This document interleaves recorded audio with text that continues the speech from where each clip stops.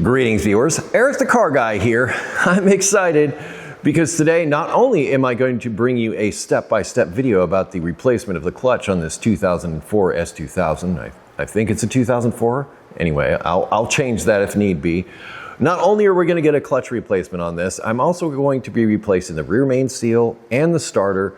There's also a piece of substructure underneath, a brace that got bent because of something hit it from underneath. So we'll be replacing that. That's not going to be a big deal. I think you're here for the clutch and probably the starter.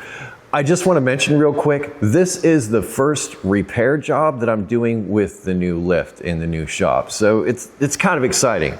And I know many of you don't necessarily have lifts to work with, but I hope that you're happy for me that here I am up off the cardboard and working on the lift. Anyhow, let's get started with that clutch, shall we? And these are the tools that you'll need for this job.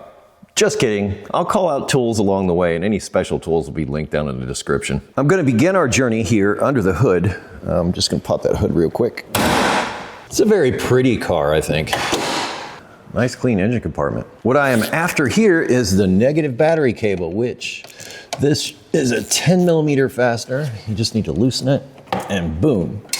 And now our S2000 is asleep and we can perform our surgery. I'm gonna start this repair in the car while I'm as clean as possible. I know I say stay dirty, but I like to keep things clean if I can, especially if it's not my car. Job one is gonna be to remove the shifter, which looks like there's a 14mm fastener under the head of it. Yep, 14. So go clockwise with your wrench. And you can get your shifter knob off. And I think you want this bolt that's holding it on. Set that aside. This piece will come up. Ooh, hello stereo. There's a couple of electrical connections under here. I mean, hard to show you these electrical connections. Sorry. I can show you after the fact. Okay, those connections were here and here. There's a trick to this, and you may notice these little arrows in the plastic. There's 4 of them around the circumference of this. And you take a flathead screwdriver, you put it in that area, and then you pry it out and up like that. So put it right behind the rubber, or right behind the plastic. You don't need to stab it in there too much, and you just lift up. Last one. There we are. When you come in behind like this, you're releasing that plastic. So in there, and you're just sort of pushing that out. We got to get the shifter out. If we don't get the shifter out, getting the transmission out is going to be, well, extra challenging on account of there's a shifter in the way. Now that I have it off the base, you should see 3 fasteners. I'm not going to take that rubber piece completely off. You're just going to spin them around to get access. So you might move the shifter back, and there's another one there. And then there's another one back here. Those are all 10mm. And frankly, since it's darn convenient, we're going to take all 3 of these fasteners and put them in this metal pocket right here in the center console. Because, you know, I'm not going to be in here doing anything, and that's where I'm going to be needing the fasteners. So why not? Why not? Boink. Popped right out. You might have even heard it.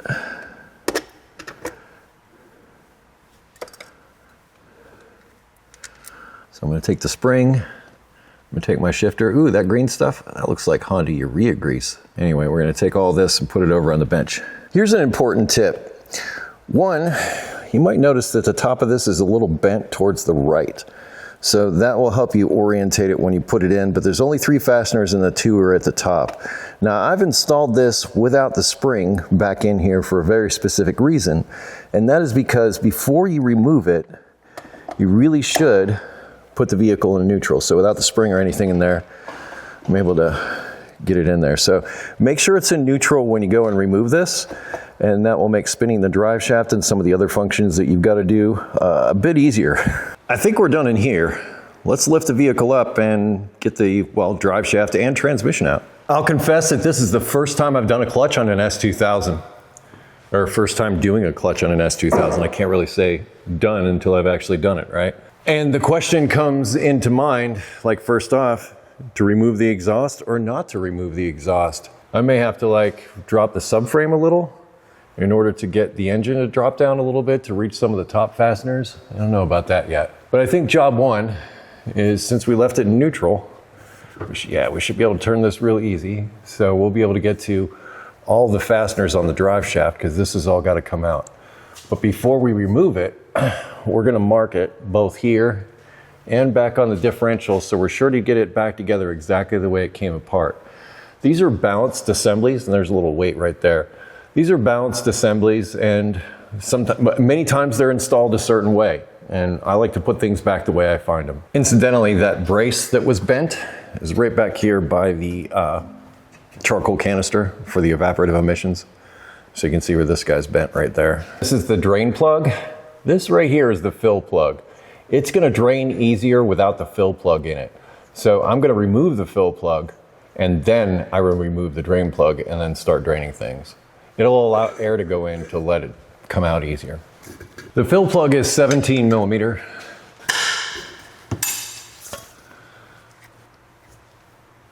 And the drain plug, just take a 3/8 ratchet, and you can put it right in that square opening.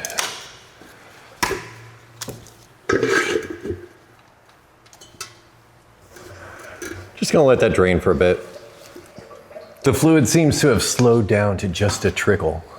So I'm gonna install the drain plug again. This looks like a brand new crush washer. Traditionally, you would want to replace that crush washer, but I'm looking at it going, I don't think I need to replace it. You can use them like a couple of times, but once they start to flatten out, it's over. And I get mine from Honda, so I will tighten that one, snug it up. But this fill plug, I'm going to install it so that we don't get stuff in the transmission while we work, but I'm just going to leave it hand tight because we're going to need to remove it to fill the transmission when we're done. It is a really nice day, so I decided to open the door to let some air in here, so forgive the additional bird noises. I use these paint markers for stuff like this. I'm just going to mark where the flange and the drive shaft meet, like so.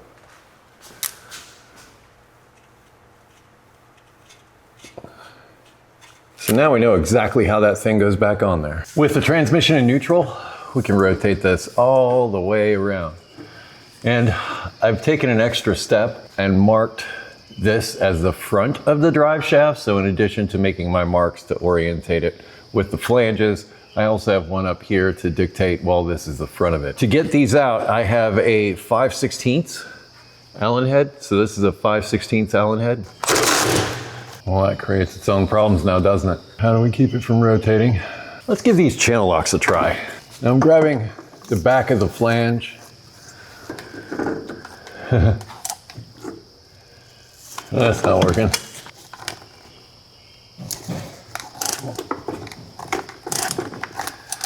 Well, that's working. So that little ball on the end there gives me the ability to get some angle on this. All those loose. Have I mentioned how much I don't like Allen head fasteners? Thank you for not being a rusty car. But I'm gonna leave this in, just a couple of threads while I do the other side. That helps eliminate the possibility of this thing coming loose while we're doing the other side.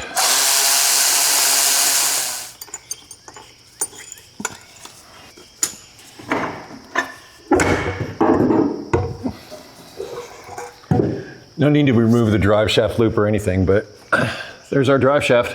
There's a boot that basically encapsulates the shifter, and there are 4 10mm fasteners. Get off me. There are 4 10mm fasteners. Hold it up in there. I'm going to remove those now. I'm going to remove this brace right here. These are all 14mm.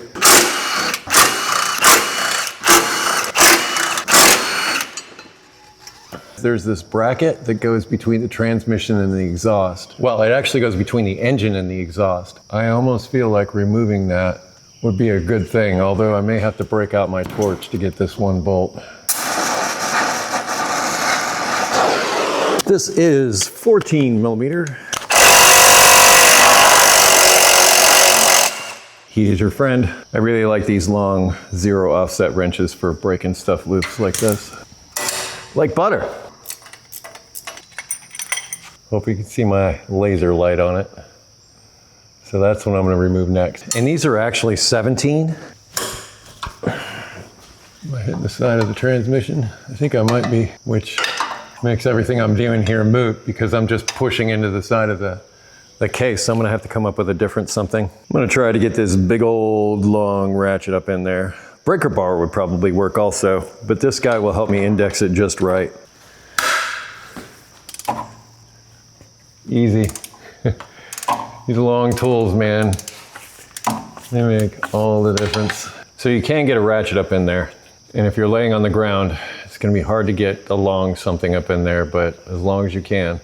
And that is the first of our bell housing bolts. As long as we're here, I'm going to get this one. It's down below it also. I'm going to leave it loose. And this is in an effort to keep something in the transmission while I remove all the other stuff. Because if you remove everything that's holding it together and you knock something loose, I'm not saying it could come sliding out, but I'd like to mitigate that circumstance whenever possible. If it can go wrong, it probably will. Pull it out and then just a couple of threads. That's all I want. I think I'm gonna make it easier to access that upper fastener in there. And I think I can do that by removing the slave cylinder, which is right here. Also, you probably see this electrical connection. I'm gonna guess that's a speed sensor, but I really don't know. Held on by two 12 millimeter fasteners right here. And there's a rubber boot that it goes into the bell housing here. It's gonna slide out this way. So you don't have to open the hydraulic system at all to replace the clutch. You can take the opportunity to replace the clutch fluid. Can't see how that would be a bad thing.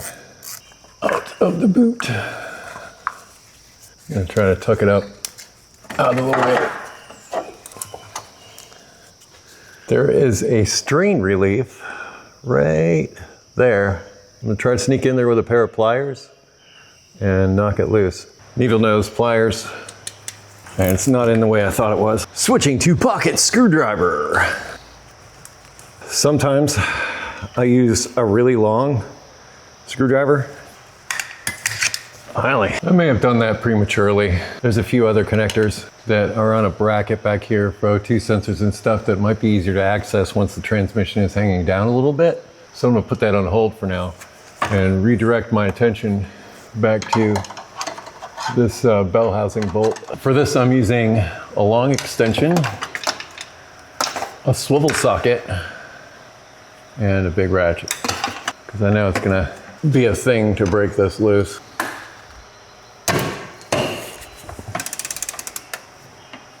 Long ratchets for the win.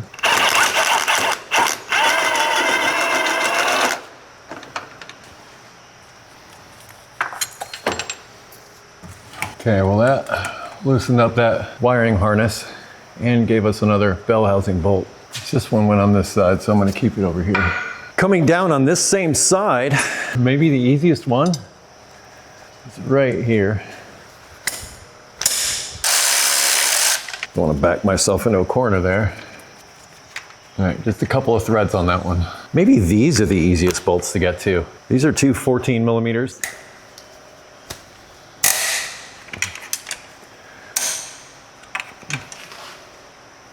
I don't like how you are turning.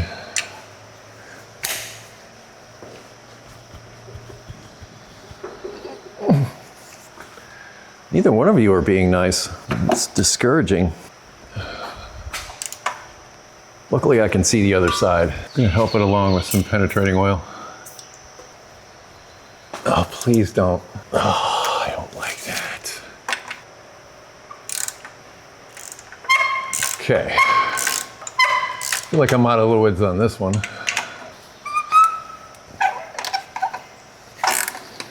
It's gonna have to be some thread repair here.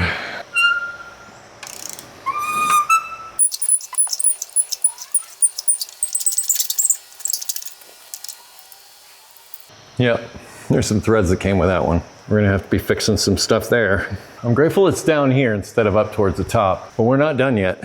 This one's still gotta come out. Going for the big boy ratchet. Aluminum doesn't heat the same as steel does. I mean, I can add a little heat and it might help, but we can't heat it up cherry red like we do with other metals. Be mindful of our penetrating oil too, because that's flammable. Ooh, I just thought of something.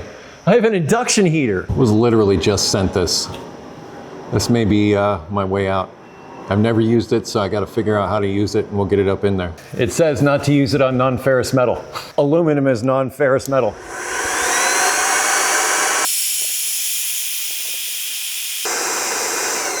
Turning off on me for some reason.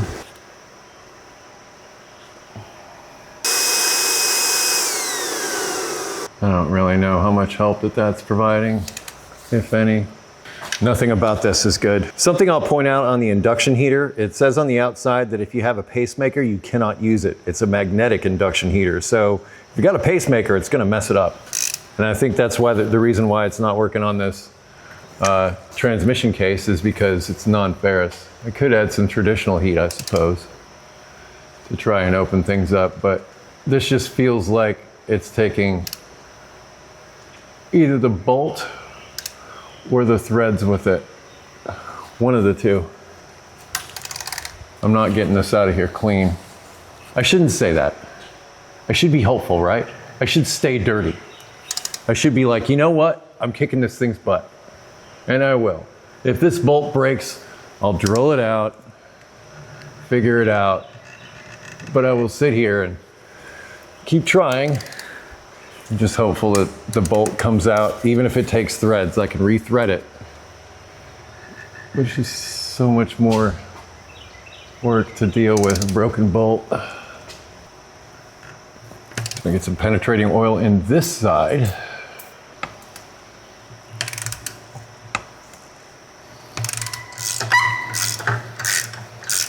All right. I don't know if somebody burned those in before and cross-threaded them during a previous clutch replacement, if there was one, or if this is just two different types of metals that decide they like sharing electrons. Don't know. We have another bolt with many, many threads on it that we are gonna have to deal with. Not right now. I think that brings us back to this brace, because now all the fasteners are removed or loose, except for, I believe there's two more on the top of the bell housing, which I believe will be easier to access once we drop this transmission down a bit. Seems logical to use the transmission jack for this. That way I'll just support the transmission back here. If I need to support the engine, I will. First time using this transmission jack. If you're doing this on the ground, there actually are transmission jacks for the ground. So you can find yourself one of those or borrow one of those. You can also use a floor jack. I recommend using block of wood. The flattest block of wood you can find, probably go in this area towards the center of gravity is where I would shoot for. We've reached second level. Now I ruined a previous transmission jack, but with my rubber gloves, maybe I did ruin it. When I let it down, I was holding the piston, and when I did, a piece of my glove got stuck down in between the seal and the piston, and that was not good. So if you're wearing rubber gloves and you're using a transmission jack like this one, keep your hands away from the joints. This exhaust looks very much in the way of this transmission jack. No! I have maxed out. I'm gonna have to lower the lift. Well, that ain't cool, man. I don't wanna work on a lowered lift. What's really a bite in a private area is the same people that make the lift make this transmission jack. And I'm pretty sure this transmission jack was made before this lift, because this lift is specifically designed for tall people to be able to stand up without hitting their heads. Well, the transmission jack predates that, I'm pretty sure. Otherwise, I feel it would come up and mate with the transmission, but it's not doing that. I'm gonna bring back the screw jack and just support the back of the transmission for now. Two fasteners hold the transmission to the bracket. The bracket is held onto the body by two additional fasteners. I believe the fasteners here are 12 And I think these are 14. And it also looks like a strain relief for the O2 sensor right there. So we'll need to undo that first. I'm going to start with the 12s, but I'm adding penetrating oil just for funsies. Glad I did. Just a pair of pliers. Pinch this connector enough to where I could, or the strain relief, enough to where I could get this out of here.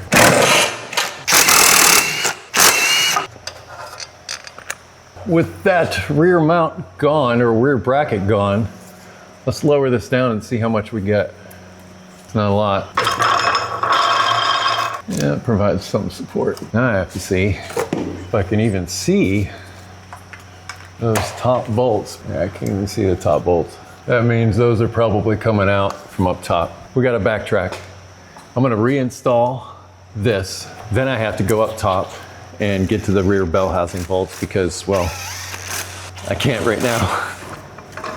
Let's lower it down. It appears we've got to remove more stuff up here than I originally anticipated. In order to gain access to those bolts that are on the bell housing back there, I'm going to have to remove this piece here, which there's one fastener down by the exhaust in there that I believe it's going to be easier to remove from underneath. So it's going back up in the air. I'm going to remove the exhaust all the way down. In fact, I'll probably start with a converter here, or maybe better yet with this wiring to the O2 sensor, which there's a connector right there for that goes up and over that I'm just going to need to knock loose from a strain relief over there and just unclip it from over here. Maybe we can take another try at the induction heater on these fasteners and see how well it works there.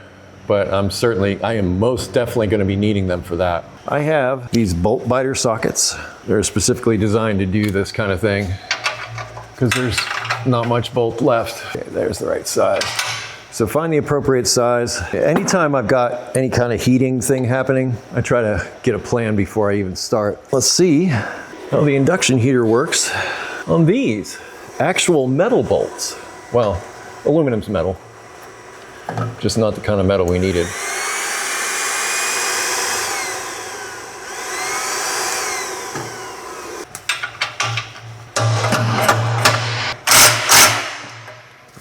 So I'm doing something wrong. This isn't working like I hope. Am I going to say the induction heater doesn't work? Absolutely not. I think maybe I need to put more coils in it in order for it to heat what I want it to heat. I also think that all I got to do is grab my torch, which is sitting right over there, and use that.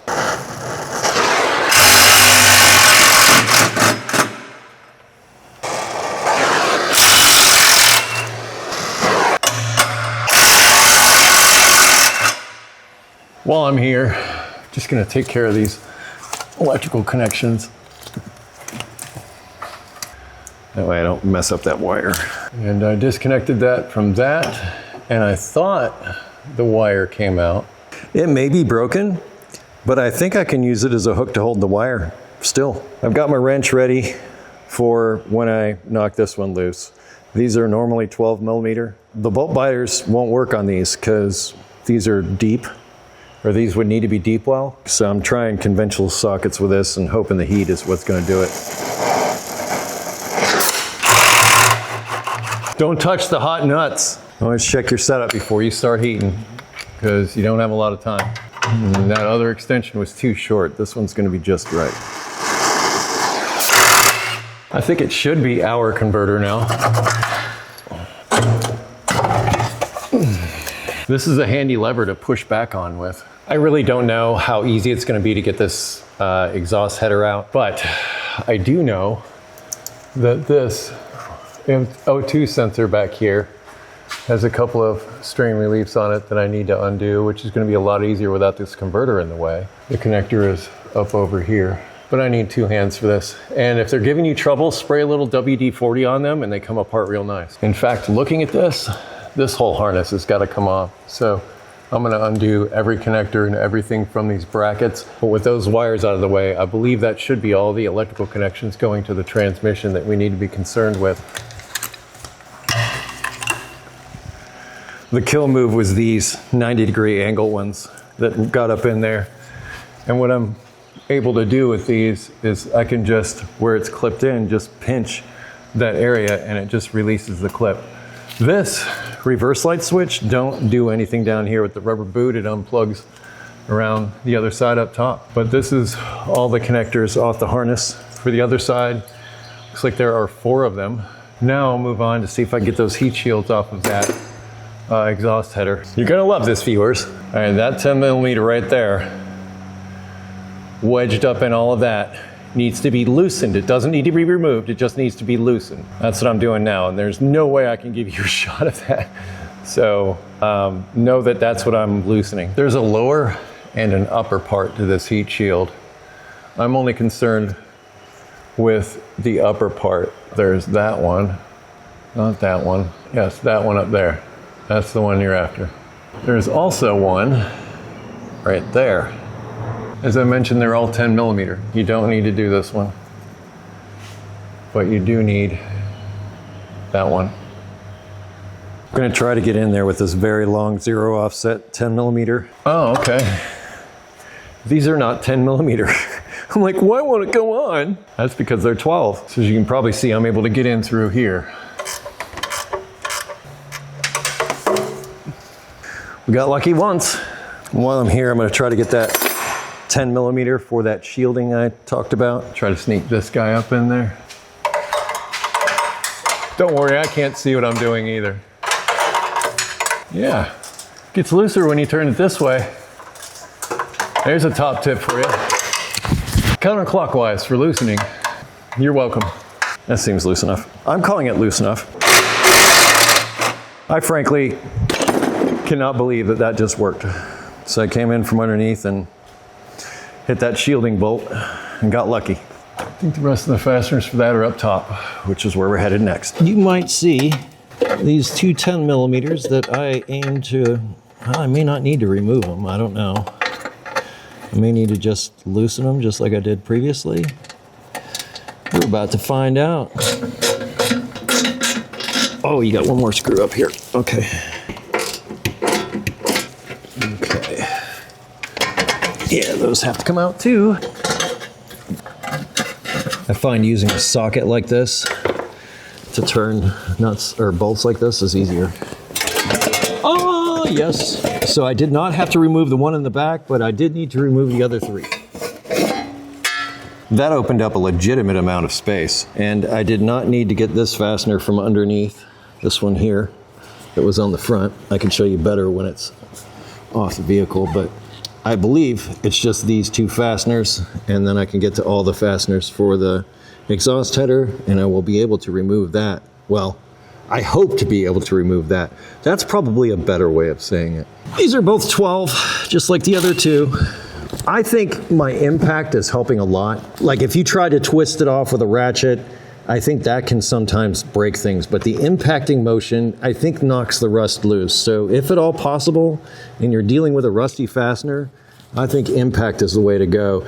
And this is a universal swivel socket, but I'm trying not to be at an angle when I use it. I'm trying to be as straight on as possible. Grateful for that. Let's see if that cover is ours. It is confined, but it's mine now. And I imagine the source of some exhaust rattling. See that? That one you can get from up top. This one is probably easier to get to from underneath. If it's me, and I love this car, what I might do is I might send that exhaust header off to Jet Hot and have them ceramic coat it. Not even worry about this POS. Or I'd just get a new header, have the header ceramic coated, and that would make this engine compartment look awesome. And clutch replacements would be easier, and hopefully I'd know how to drive so I wasn't like burning up clutches and having to replace them all the time. It's all straightforward now. So there's fasteners holding the header on. There's one underneath here, and there's one underneath here too, I suspect there is. So underneath each one of these tabs, there's another fastener. Remove all of those. I don't know if it comes out the top or the bottom, but we're about to find out. 12mm. I'm gonna start with the most difficult one. All right, it came out as a nut and not a stud. We're winning.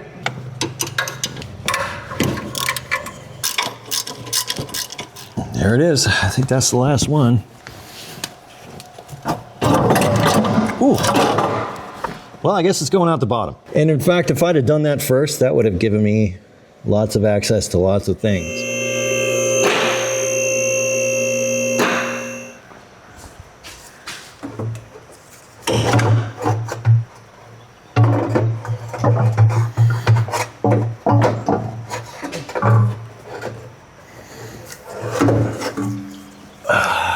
Gotta hold your tongue just right. It's like a giant chasm now.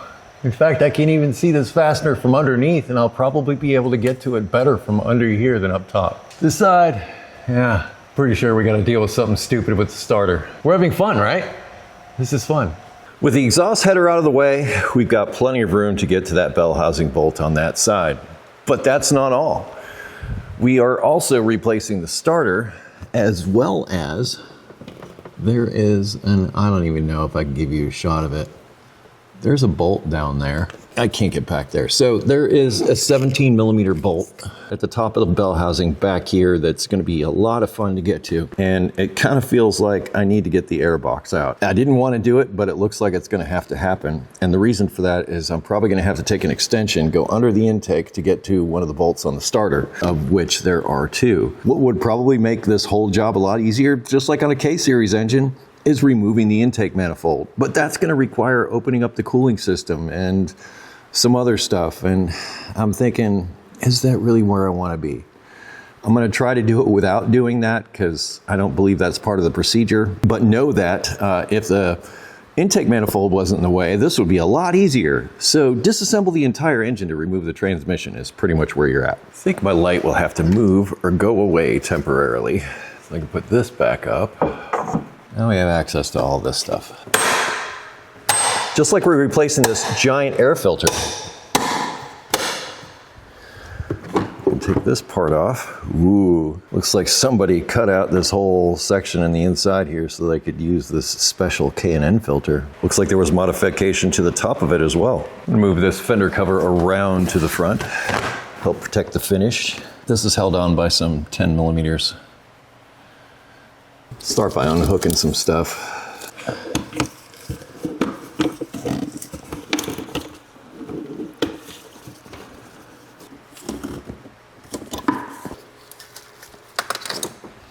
This is 10mm. Purge control is held on by this 10mm, or I'm sorry, Phillips head screw. Just gonna remove that, and then I'm gonna put the screw right back in where it came out of, because that seems like something that I would lose if I wasn't careful. It's also got a strain relief on the air box. It needs to be undone. Still 10mm.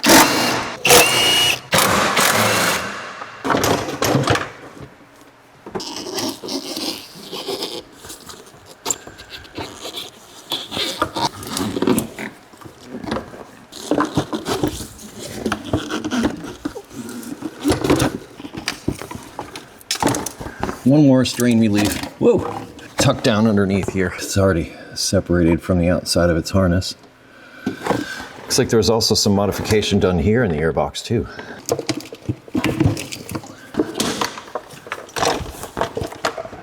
So now we've opened up access so that we can go through here somewhere with a long extension to get to that starter bolt. Yeah, right. This drive belt could also be replaced. It's a bit dry rotted. Now I'm gonna see if I can figure out a rig to get to that starter bolt, and I will share that with you once I learn how to do it. That's interesting. I'm not used to seeing like original equipment with zip ties. As you might have seen, that is more challenging than I thought. There was a bracket holding the cruise control and throttle cable over here that I have removed, and it looks like there is another bracket right here. So there's a 14mm on top, and then further down there's another 14 that holds the other side of this bracket, and this supports the intake manifold. I'm going to remove that. It also looks like there's a 10mm right here that I can just remove, and that will take care of this bracket and all the stuff going on here. There's an additional bracket that goes into the firewall here that's held in by a 10mm right there, that if I remove that, that will give me maybe a little bit more going down in this direction. So this bracket's coming off, this 14 millimeter is coming off. I removed this 10 millimeter from the bracket that was on the bracket supporting the intake manifold. That 14 has now been removed. I think we should go underneath and see if we can disconnect the rest of this bracket. I think for starters, there are two ground connections here that I'm just going to disconnect just because they're in the way of the starter. Now this is the bottom part of that bracket up top. There's another 14 millimeter here that needs to be removed. There is a starter bolt right up behind one of these ground cables. So one of those I think is a starter bolt, and then the other one is up top that we were trying to get to earlier, and I think with this bracket out of the way we'll be able to get there. But right now I'm removing this 14 and this bracket and these ground connections.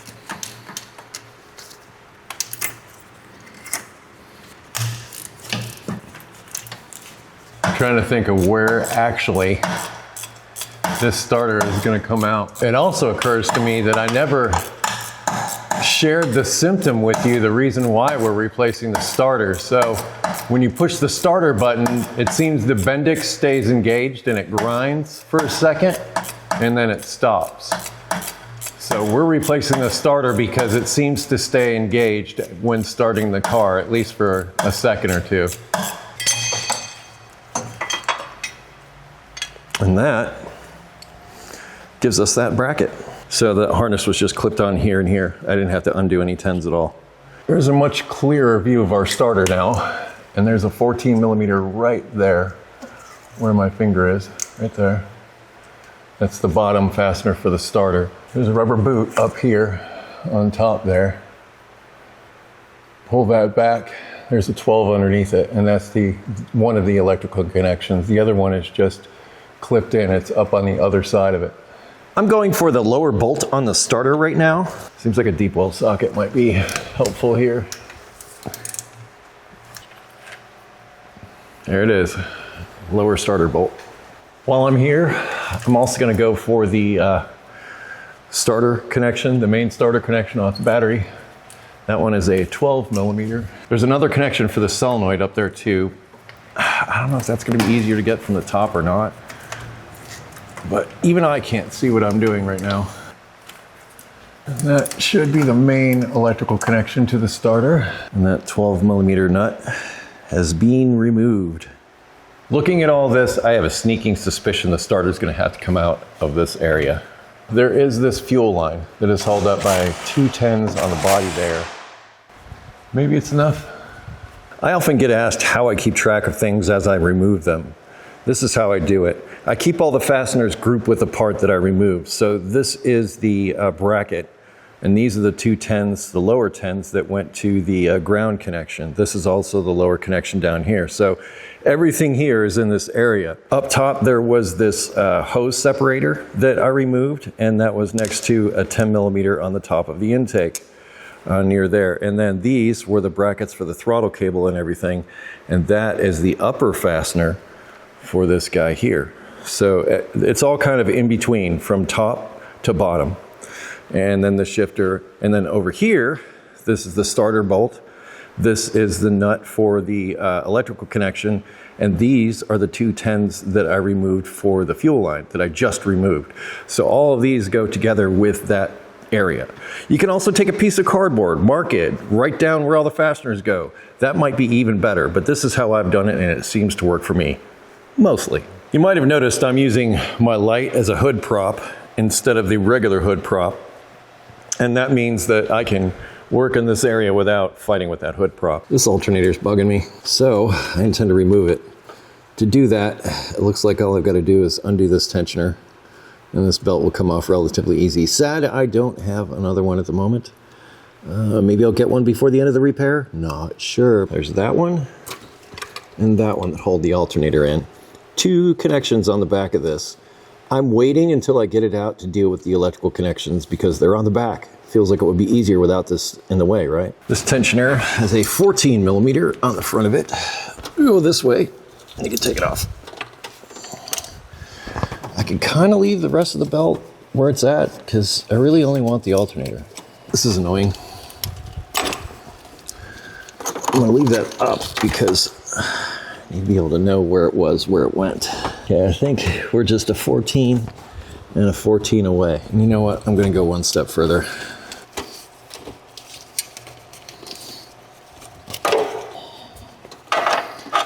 Kind of just gotta break it loose.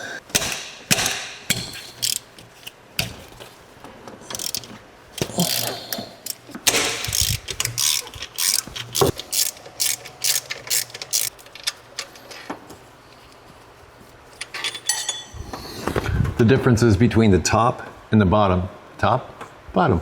Let's see if it'll come out. Be careful, you don't want to damage the case. There's a plastic connection. Push down on the tab. It's just like any other connector. That one should come out. And then underneath the rubber boot, 12 feels like. It's the way I remember, like if you're working on something and it's on the other side, it's like you're tightening it. So it'll go clockwise when it's on the opposite side of what you're working on. Okay. There's our alternator. Here's the 12 millimeter. And that is where the electrical connection was. Now I think it's probably even more important when you go to tighten this that you don't over tighten it, because you can actually break the electrical connection down inside of here. So be careful when you reinstall it. But there's our alternator that we can go set on the bench. Here's something else I will do in preparation of installation of the alternator. And I'm doing it now so that I don't forget. But there is a bushing that's right here that you can see that fits through this. As you tighten down, this bushing wedges the bottom part of the alternator into place.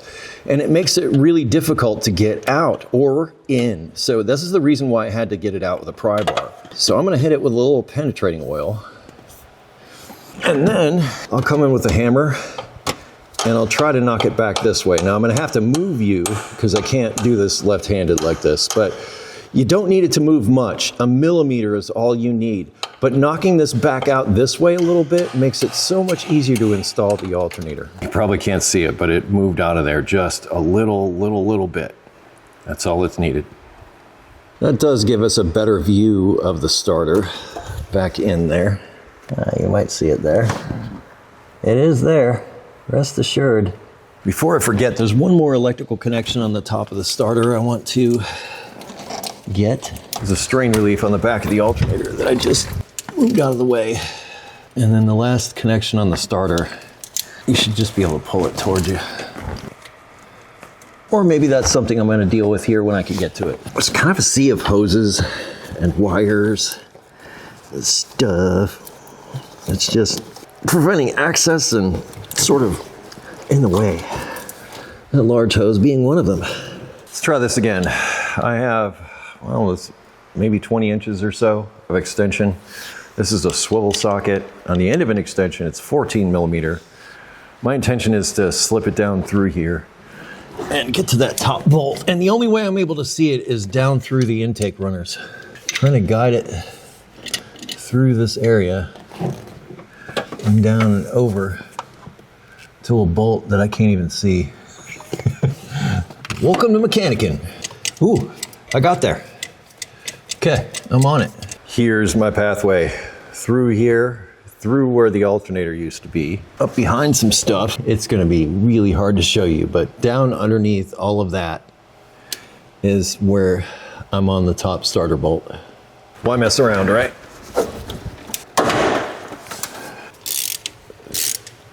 So it seems the starter is gonna have to go in with this bolt. Otherwise, I struggle to figure out how exactly it would come out of there. Starter should be free. Trying to get the last electrical connection off of it.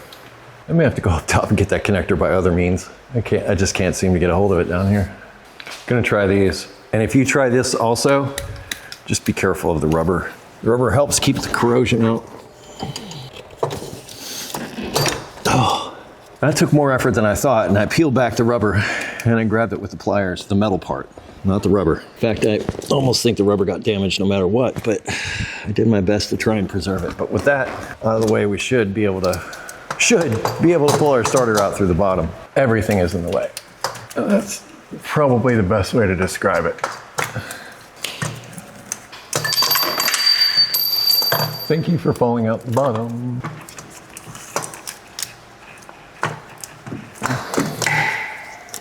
Hardest Honda starter I've ever had to do. Maybe Acura Vigor. That's a tough one. But this ranks. This ain't fun to get to. But this is the guy that you're after. And if you're gonna go through all this trouble, get a Denso.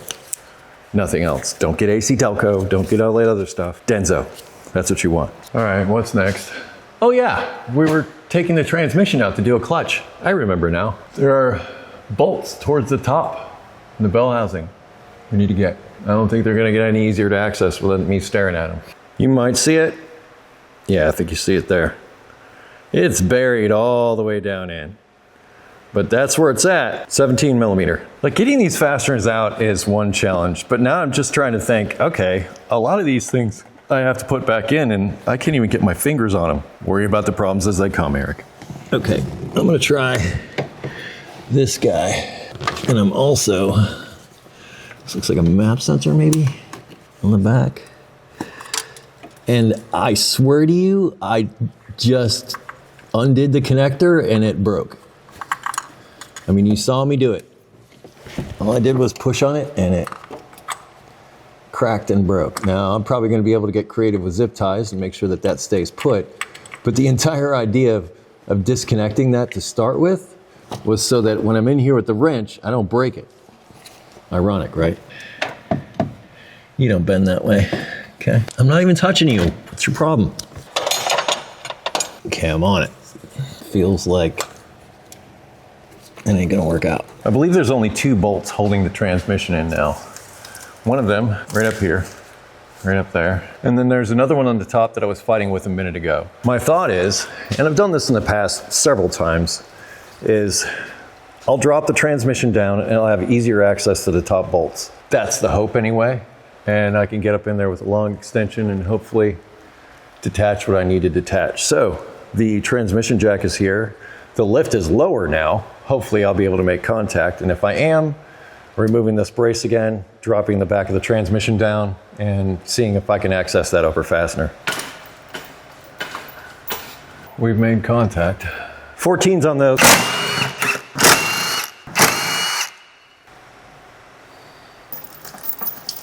I believe I can do that now. There it is. You drop down just enough, you'll be able to access it. And I'm gonna use long extensions to get to it. And I'm hopefully gonna be able to fish up in here and get on that fastener I am just able to get it. The super cheater breaker bar also works probably better because this can actually ruin your ratchet. Super cheater for the win.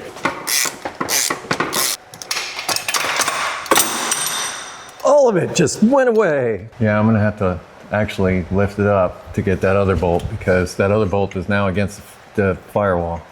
So I'm leaving these 2 side ones in and that'll help hold everything together just in case. It's probably gonna have to be pried apart, but you never know.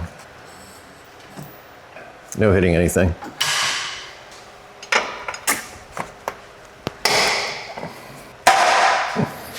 Don't you dare round off. You may have noticed I let the car down again. And that's because I was having a heck of a time getting on that fastener, which lives right back there. You might see that bracket for that coolant line with a 10 millimeter. I'm gonna remove that 10 millimeter just to give me as much access as I can get.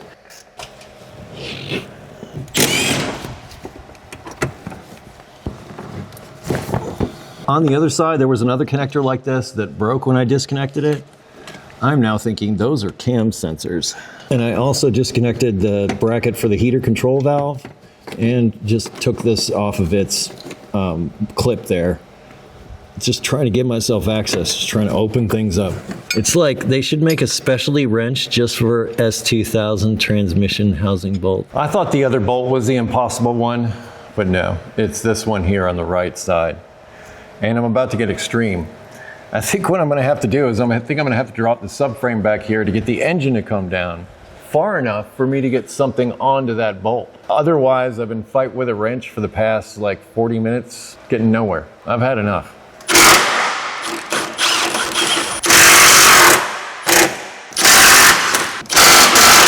Those bolts are not all the way out, they're just loose.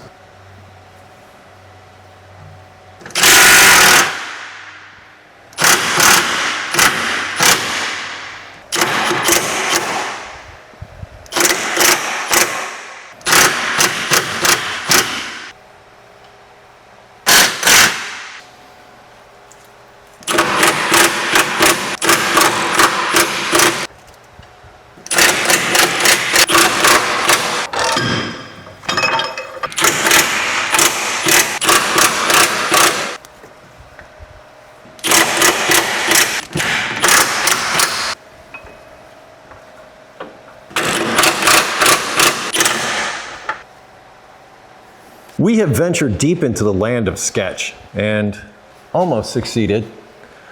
So I have a little more room up there now, but not quite enough.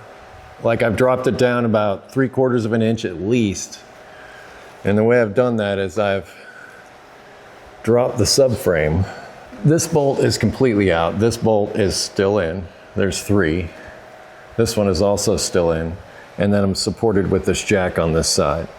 I'm also supported with a transmission jack back here. If you're doing this on the ground, this is a floor jack. That's a floor jack or a transmission jack. I pity you if you have to do this on the ground because I am struggling with it here on a lift. It's just kind of ridiculous, the bell housing bolts. I mean, that's just the bottom line. Bell housing bolts are ridiculous. Starter is ridiculous.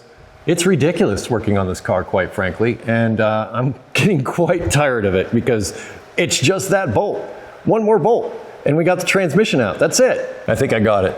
I'm gonna put the subframe back. I'm gonna take this engine mount out. After doing research, I learned some stuff, and one of those things is the engine mount's not the way to go.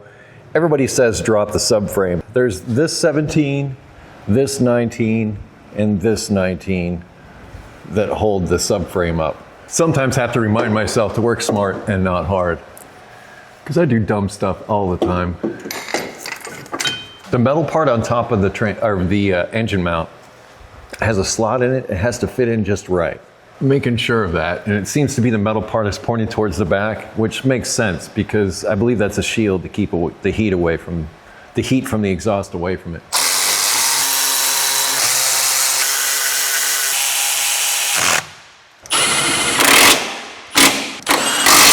There's a 17 on the top of that.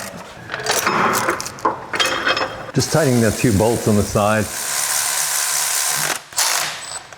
or snugging them up. And the reason for that, there are dowels that hold the transmission and engine located correctly. But the transmission, when it's under load and it has 1 bolt left, it can bind up and make it so it's almost impossible to take that bolt out. So I'm trying to ensure that I don't have to deal with that. And I'm leaving the 2 easiest bolts to get to for last. So if you're doing this, floor jack over here. Wood block, even better. Keep these 3 fasteners clear. Try not to put it in so much of a bind.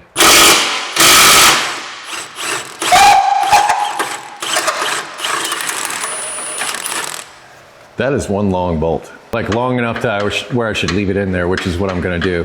But I'm leaving a healthy amount of threads in there. Maybe they left me this long bolt so that I could do what I've got to do here.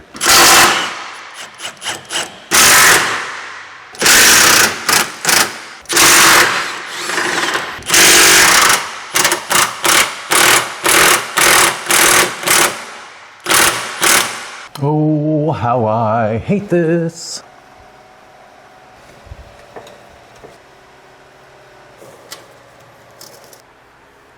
I hope that's enough.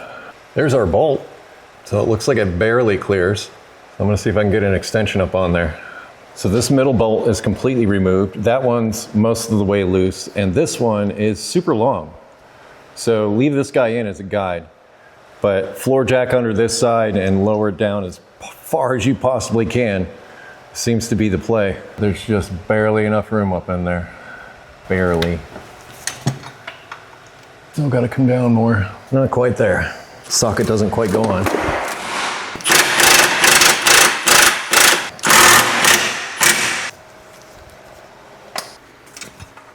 I got it. Finally. I had to lower it a lot. I'll show you. It's on the bolt, and I believe we're good. Finally. But I had to drop the subframe substantially. So all of this in here. I did on the other side also. Not as much. This 17 right here, that guy's your friend. That one's really long. But you can maybe see how much I had to drop up here on this side also.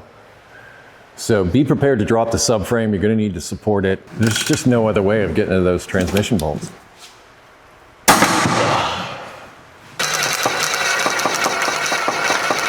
Maybe I should move the light where I can use it. Like here. I did it! Like, that feels like a huge accomplishment. Let's get this clutch out. Now I'm going to pull the ones that I tightened up. And it is 100% okay to leave the bolts in the engine to just sort of hang there. You won't lose them, you won't forget them. Well, that moved immediately, so it's ready to come out. There should be no reason why this transmission isn't ours. We worked hard for it. Now let's have it. You can pry here inside this opening. Then there's like a little boss on the side here. And a little ear there. And then on this side, there's a little boss sticking out the side. And then here. I'm gonna do both at the same time, but you know what I'm doing. You should be mine. You shouldn't be messing around like this. I'm getting a little tired of you. Actually, I'm a lot tired of you at this point.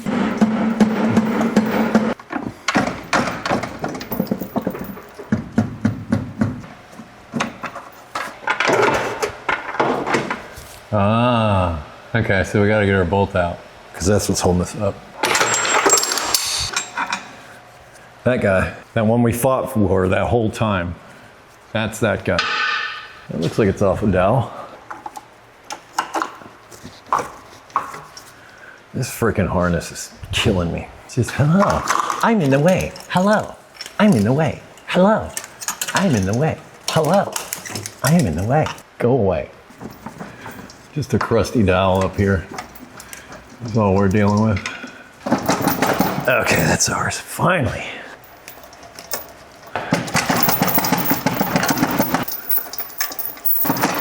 I spoke too soon about it being ours.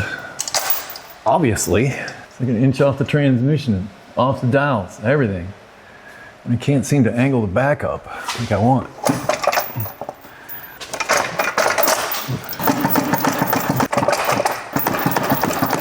You are just a dick. What now?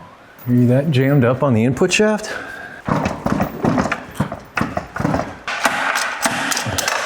Throwout bearing. It's being stupid. So I'm hitting the clutch fork. Trying to knock it loose.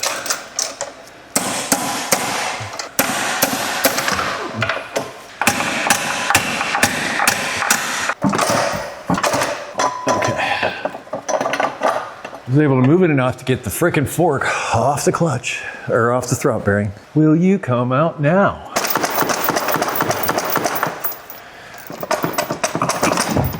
I think so.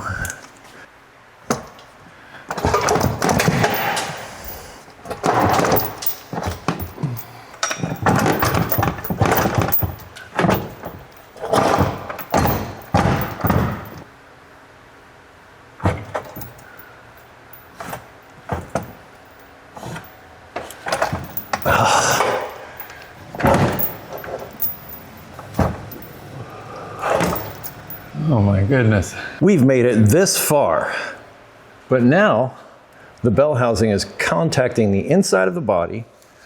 The input shaft is still barely hanging on to the inside of the clutch, and the front of the engine wants to go down now. So I need to see if I can angle the engine up and back so that I can get this out of here.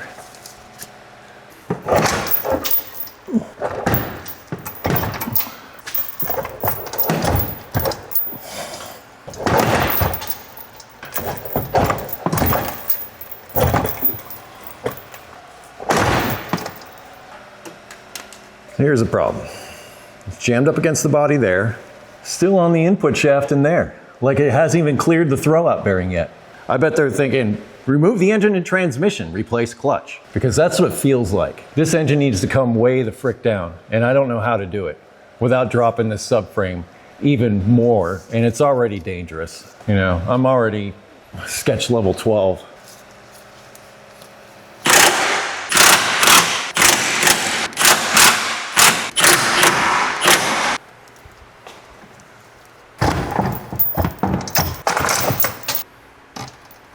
Am I gonna have to like cut this tunnel with my Sawzall?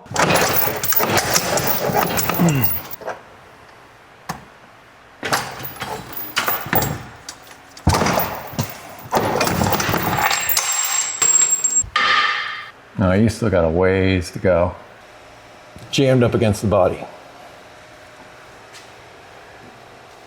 Jammed up against the body. Like about an inch left to go on the input shaft.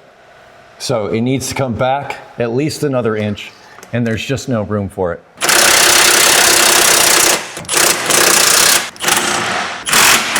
Next to nothing I got for that. Nothing. Yeah, and there's no way this would have come out with the exhaust in. No way.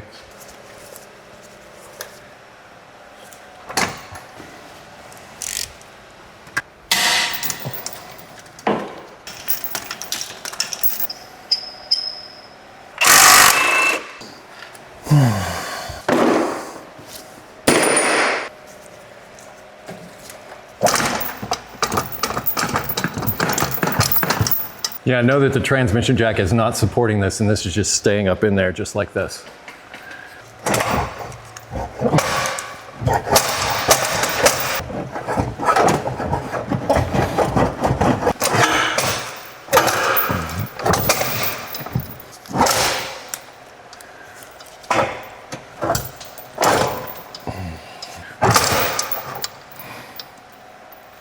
Never have I ever fought with a transmission like this.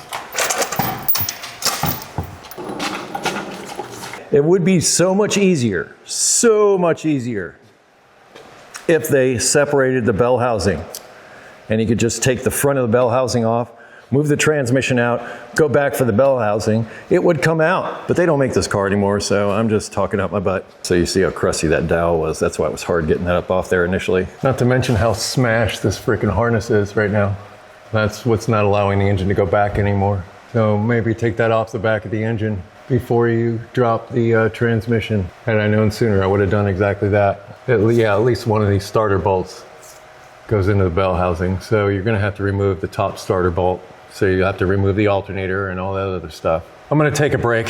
When we come back, we'll sort all this out. Get this stupid car put back together. I've had some rest and some food and I feel better.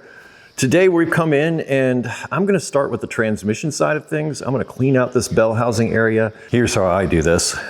I'll take the transmission jack, or you can find some way to prop up the back end of the transmission, trying to angle it down.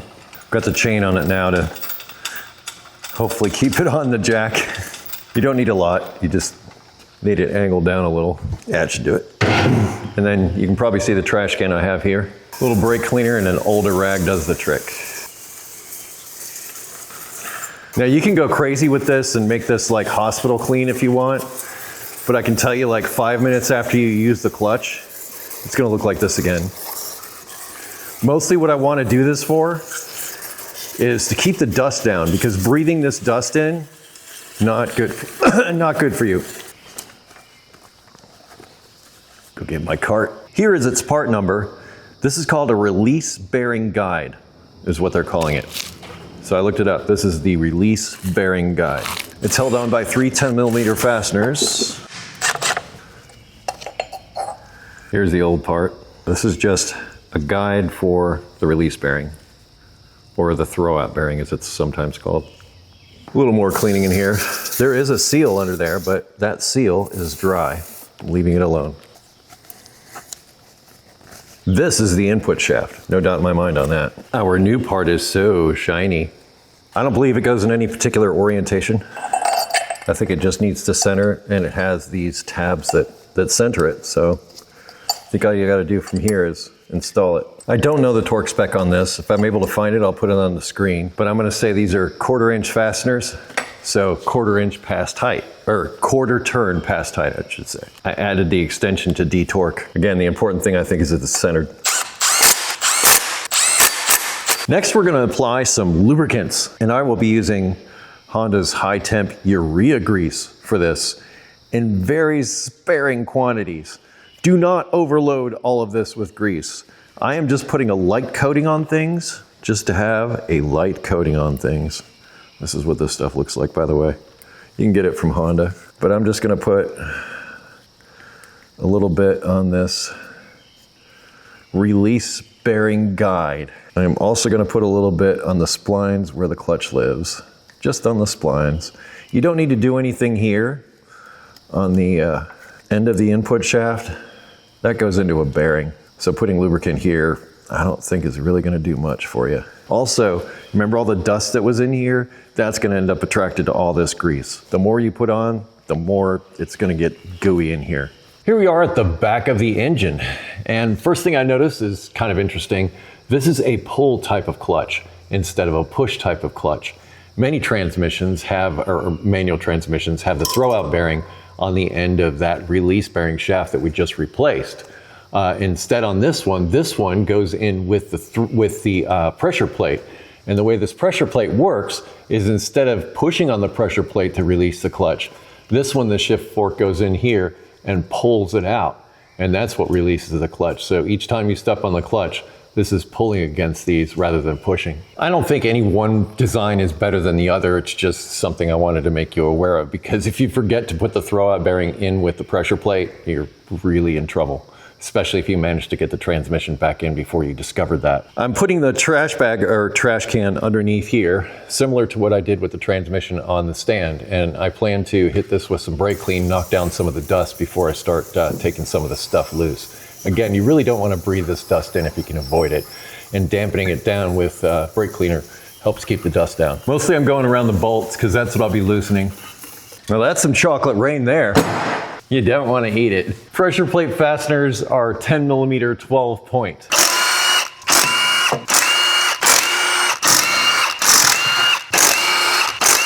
Hang on to it when you take out the last one.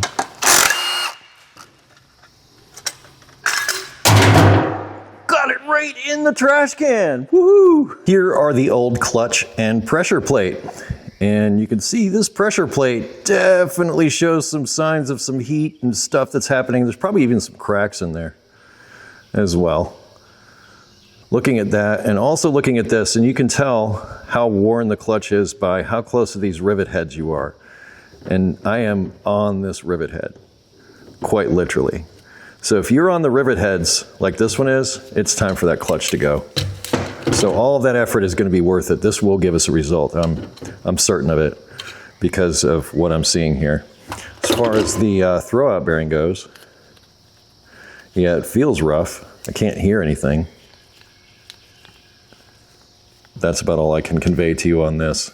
But these will wear out over time. This one is contacting the lip. Remember I said it was a pull type, so mostly you're going to see the wear in here and on this. On the inside of this. Let's look at the flywheel, even though we have a new one. Flywheel equally has stuff. I'm gonna do a separate video where I'm gonna do something to this with my brake lathe. But I have in the past taken like the scrubby pad on a die grinder, angle die grinder, and I've cleaned this up and I've put it back in and I've shipped it. Given the difficulty of getting this transmission in and out, I'd be seriously thinking about that philosophy, just to throw it out there. That said, I want to remove this flywheel and inspect the rear main seal. Again, like the pressure plate and everything else, this is a lot of dust in here. I'm gonna hit it with some brake clean first before I remove these. I believe these are 17mm 12 point fasteners that hold this on. Yep, 17 12 point. And I'm using a 1/2 inch for this because these will be in there a bit more than the other ones were.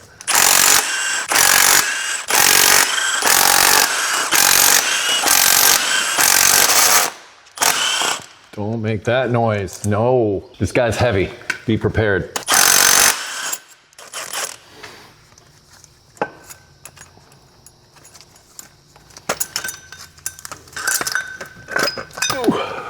The owner of this S2000 has brought me all of the parts, and as you can see, they're all original equipment parts, so I don't need to worry about them fitting at all. They're going to go right in. Just an FYI for the rest of you, however, you don't necessarily need to spend Honda money on your clutch stuff. I believe it's Exedy, and I hope I'm saying that right. I'm probably saying it wrong, but anyway, they make the original equipment clutches. So if you buy an Exedy clutch, you're buying a Honda clutch pretty much without the Honda name on it, and you can probably save yourself a little bit of money. But again, I'm excited to see all this because all this is stuff that I know is going to fit like it's supposed to. I think I also mentioned we'll be doing a rear main seal, and that is that brace that I talked about. And also, when we get to the fluid part, I'm going to talk about this because he had a bunch of stuff to say about that we'll cover when we get to that portion of it. I might not do anything with this rear main seal, like if it was me, because it's not leaking. I don't like to mess with seals that are not leaking. But given the difficulty of getting this transmission in and out, and the fact that I have the seal and the customer asked for it, I'm definitely replacing the rear main seal on here. And if I were doing a clutch on this, I would actually price it all together and have the rear main seal as part of this, given the difficulty to get this transmission in and out. I want to make sure I don't have to come back. Again, keep the dust down. If this was leaking, we would know. It is not. I'm just using a seal puller for this. You can use a flathead screwdriver. That's what I used to use.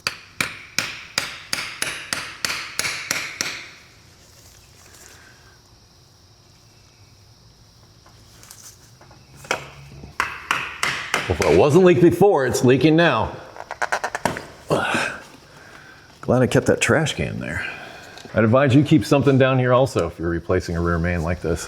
There is our old seal. That is the part number for the new seal. And I've mentioned this in other videos. Rather than just ripping this open, I've gotten in the habit of just cutting parts packages open just to avoid damaging the part itself. See, look how nice that came out. And it's already pre-lubricated, which is great. Although I am going to spray some silicone spray around the outside of this seal to make installation a little bit easier. As far as installation goes, metal on this side, rubber on the outside. Make sure the rubber is facing out. You're good. And if there's no grease on the inside, axle grease the inside of this seal before you install it.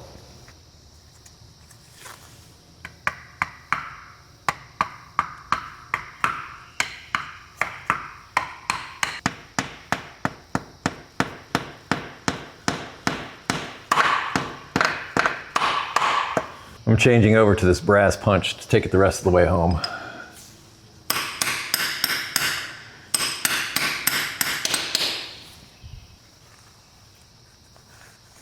I'm gonna wash out the oil down there because I do not want to misinterpret a leak after replacing that.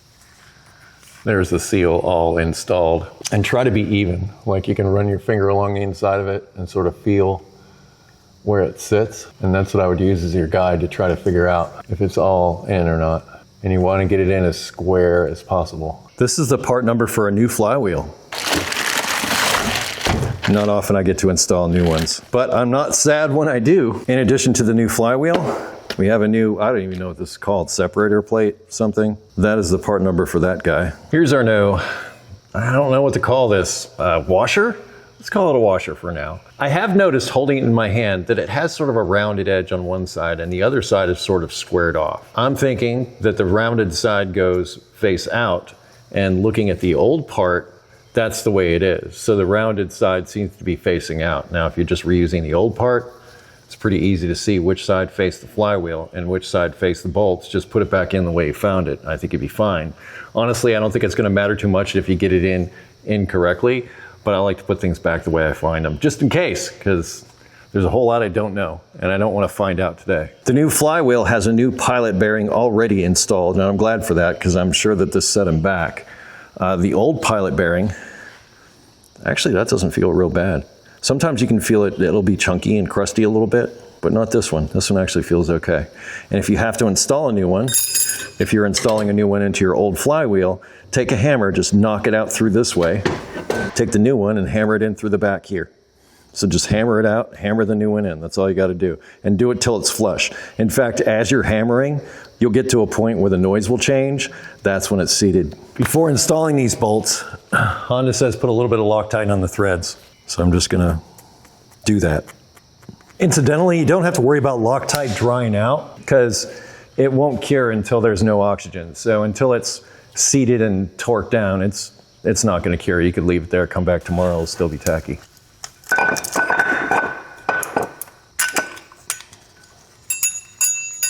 This engine is likely internally balanced, so I don't think the flywheel has to go on in a certain way. I have a setting on my gun that lets me run things down hand tight, which is what I'm doing here. And I'm gonna start at 12 o'clock and sort of do a crisscross pattern, like I was putting on a wheel.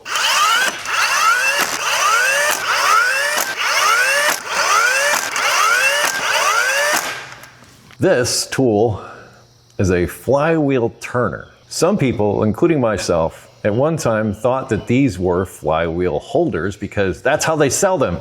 If you look up flywheel holder, you may find this. This is really not meant for holding the flywheel still while you torque stuff. A better idea is to use a bolt like this. The pressure plate bolts, I believe, are 8x125. I have found an 8x125 bolt that's a lot longer than the actual bolts. So my bolt is that much longer. This is a hardened bolt with these markings on the top, and I recommend that's what you use. When you install this, try not to have like a whole lot of threads protruding out the bottom, because then you might give it leverage to bend this, and then you'll really be in trouble when you go to try to get this out. I only let it stick out maybe about that much, and just enough to make contact and keep the flywheel from spinning while you do your torquing. Run it right through one of the holes for the pressure plate. And that's what you're looking for. You're looking for a bolt that will pass through the flywheel to the other side. I recommend on this car doing it on the bottom because it's gonna contact this boss right here on the oil pan. If something goes sideways, well, you're replacing an oil pan, not an engine block. None of that is ideal, by the way. When you go to do your torquing, that will hit this and hold the flywheel in place so that you can torque all the fasteners. Now, an actual flywheel holder is usually something that goes into one of these holes or even one of these pass-through holes. And it's just got a couple of teeth that come out and engage with the flywheel here. So you just bolt it down and it basically locks the flywheel in place out here. These will get torqued to 98 pound-feet. I'll put the Newton meters on the screen. I don't know it off the top of my head.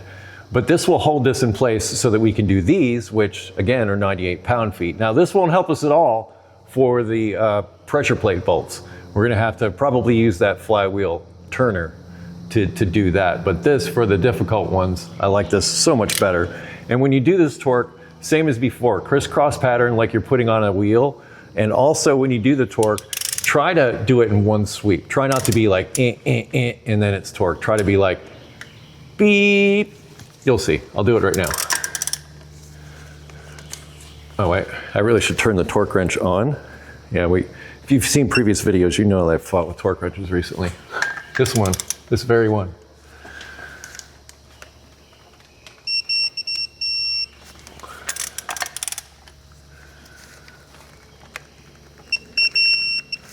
See how it's coming up to the torque and beeping? That's what I want.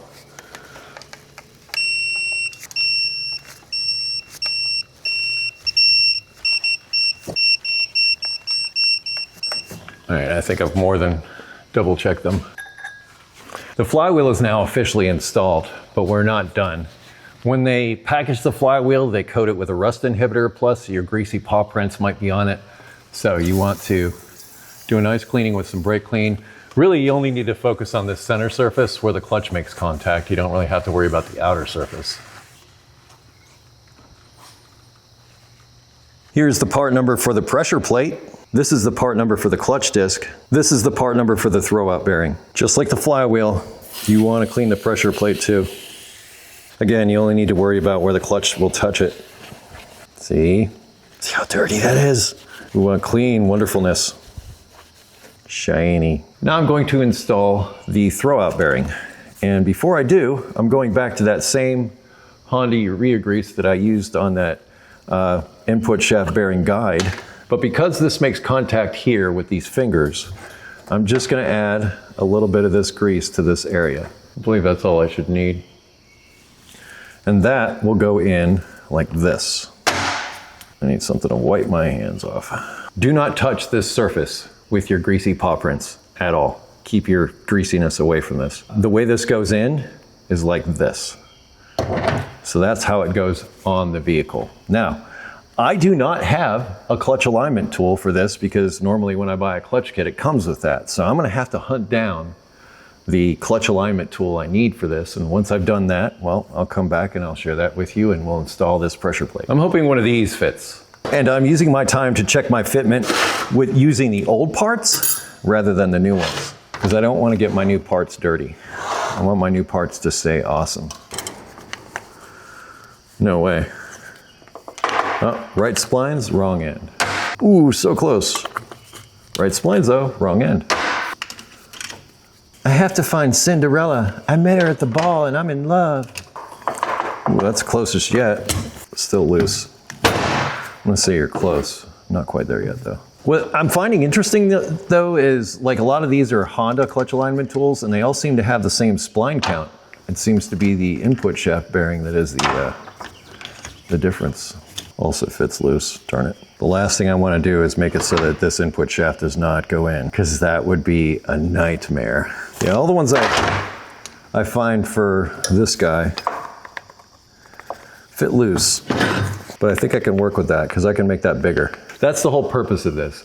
So this is a mini version of what we're doing on the car. What we're looking to do is we're looking to make it so that when we install the transmission, so this is modeled after the input shaft of the transmission.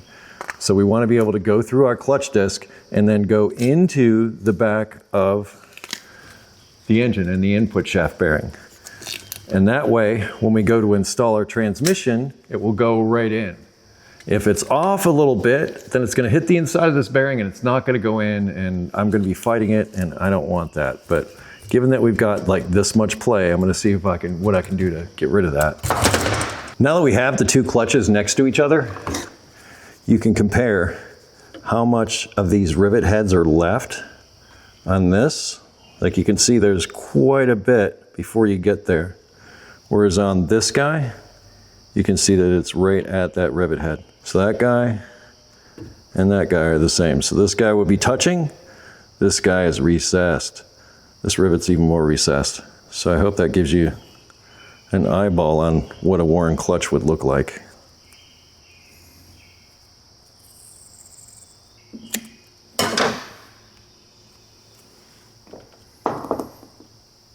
Oh yeah.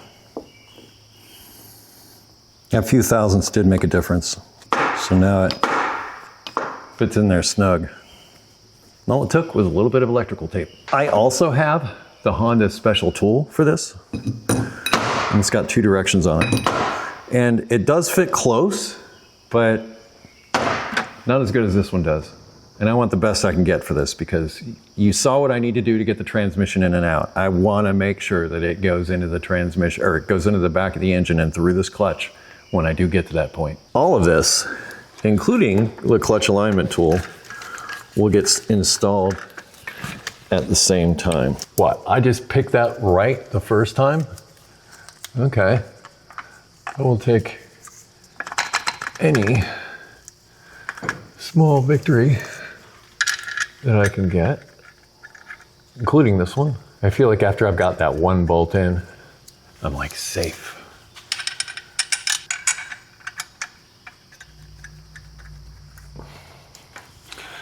All right, with everybody in, just want to check. Make sure that my tool is in there, that it's seated, and that it works. And same as before, I'm going like I was tightening a wheel.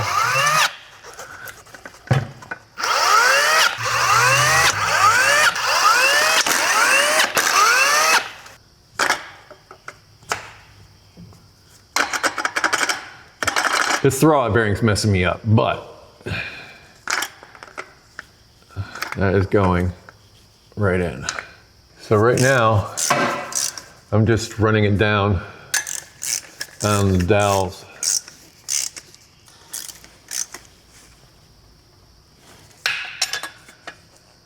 These are 19 pound-feet.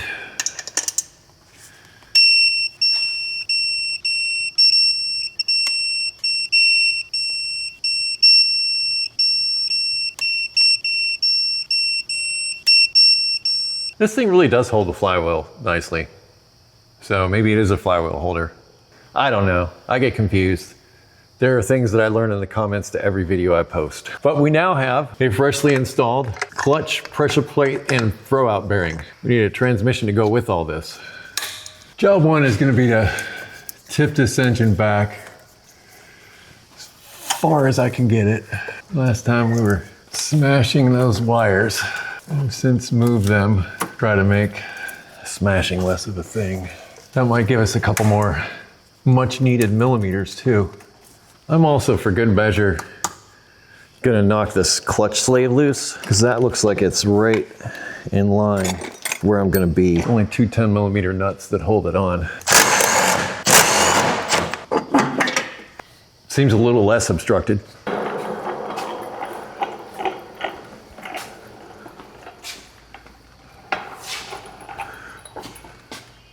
I have a crazy, maybe dumb idea.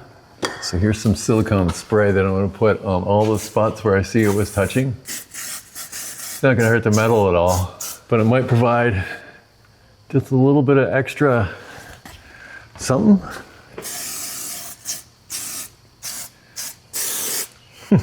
Everything goes better together with lube. Stop playing around there, put the dang transmission in. My first time using this transmission jack, well, obviously, the first thing I learned was that it's too short for the lift being all the way up. That's okay. But I was a little skeptical of the only foot thing to do the release. Not any longer. I'm able to very much control what I want with it. Now comes the fun part. I'm gonna somehow jam that input shaft up in there. Oh, okay. I want to give you a look at what I'm looking at so that you can see it for yourself. Aziz, light! Almost in. I'm just gonna run it up the rest of the way. So that's where I'm at.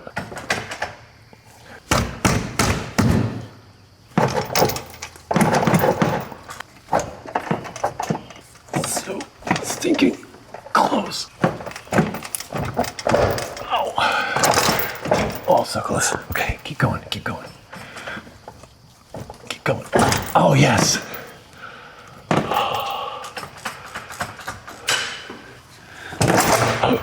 No. Okay. Oh, shoot. I forgot to do something real important. I'm not backing up now, and I won't have to. But I forgot to run a thread chaser through these two holes, which I'm going to do right now. But the input shaft is inside the throw-out bearing, which I'm really, really, really, really, really, really, really, really happy about that. That means we're on the other side of this. That's a win. These are 10mm by 1.25, and this is a thread chaser. It's not a tap.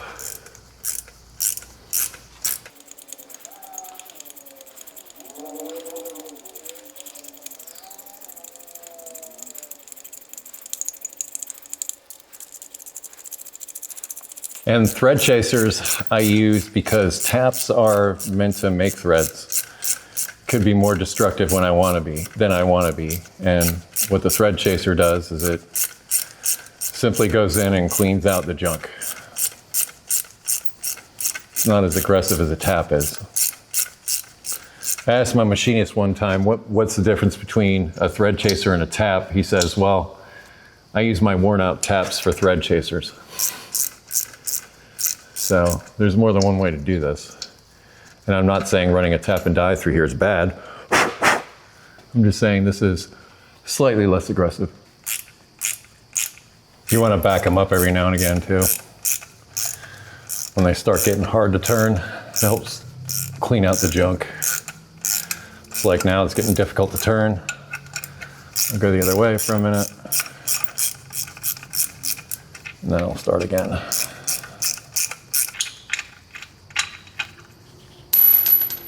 Oh yeah, just throw them on the floor when you're done. It's good for your tools.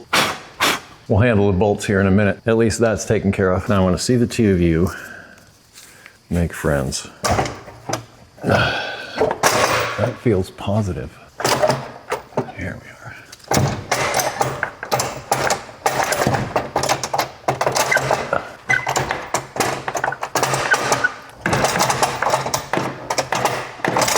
You might remember the part where I said we want to make sure that it's lined up so that it goes into the transmission properly.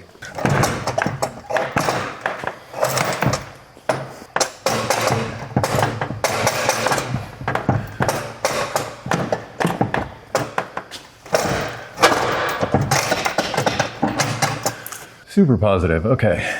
Before I get too deep, I need to put the shift fork in. So I need to put this in. I'm gonna add some lubrication to all the shiny spots. I'm gonna use anti-seize for this. The ready to install release fork. When this goes in, you wanna make sure that it goes in like this. So the ball part faces this way. I may have to back this up and redo it a little bit. Okay. There we go. And there's that little thing that it sits in, but it also needs to go into that throwout bearing. So we may not be there yet, but we're now in position to where we can.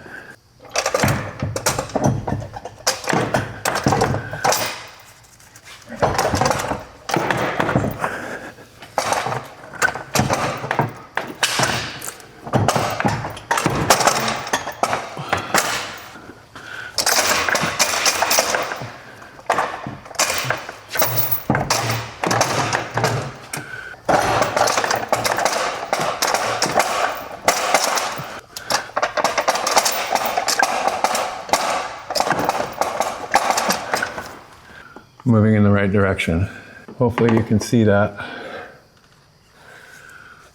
So I just put the fork on the throwout bearing. Now my hope is that it sort of stays there as I move forward.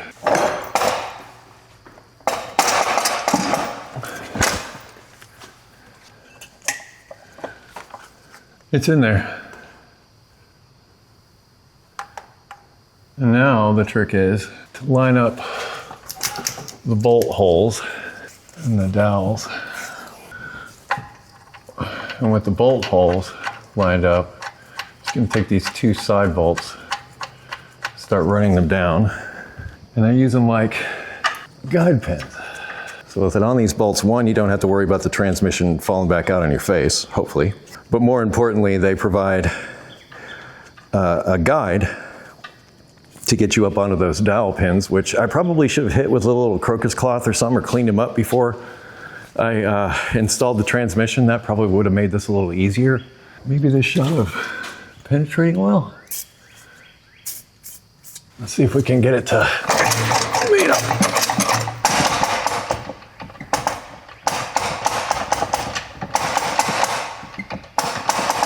I'm just gonna start pulling these two side bolts together.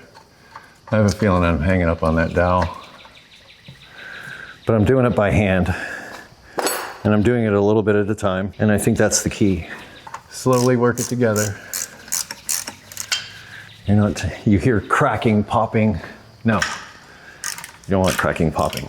Cracking, popping, bad. I'm almost positive that's on the dowels because it's going together too good for it not to be anything other than that. If it was hanging up, like say in the back of the flywheel or something, it would, when you tighten it, it would try to push to one side or the other. But what this is doing is, as I tighten, it draws together, like with little difficulty. Other than me being able to hold a ratchet. But you do want to be careful drawing it together like this, because it can go very wrong. But see how like there's very little effort as it's coming together? That means it's just working itself in.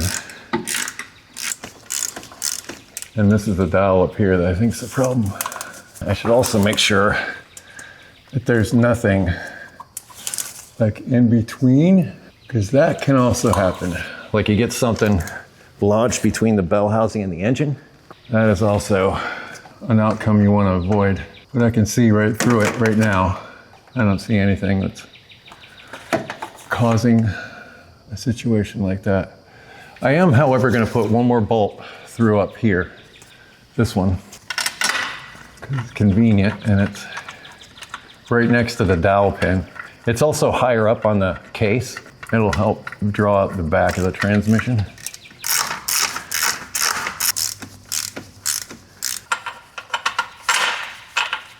And I don't know if you noticed, I'm not even bothering with these 14mm head bolts because those had thread issues, so I'm not even going to use those for this. Oh shoot, I forgot to put that. There is a harness. Although I can bring it together and then take the bolt back out and then put the harness on it.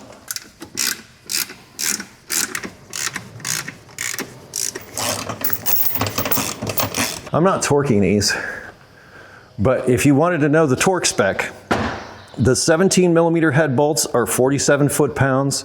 The 14mm head bolts are 33 foot-pounds.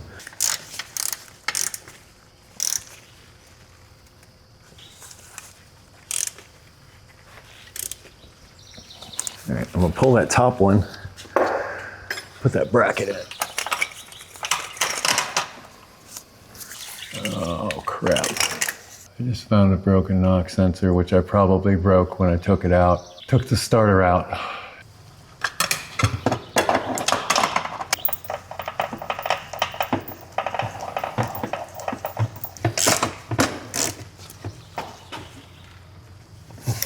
Now, we need to put some bolts in this thing.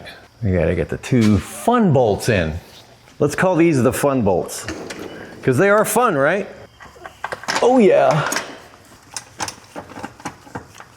That's been my nemesis. So it's nice to just see it going together, because you know, you want to see your nemesis go away, right? I would love to know where I set my ratchet down though, because I have one of those. I use them all the time. Can't find it. Where'd it go? Ah, there you are.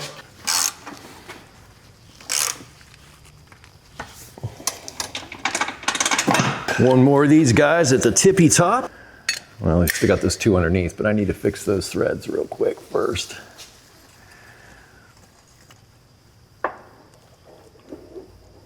Oh, yeah.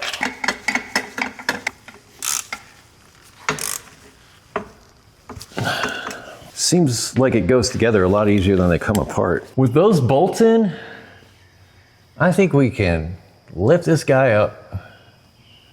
Actually, it's just hanging there at the moment. There, it's supported some. Get this guy lifted up and get our subframe back in play, because I hate how this is all hanging down and janky. Once I've got the subframe sorted, then I'm gonna come back here and put this rear mount back in and get the rear of this transmission supported.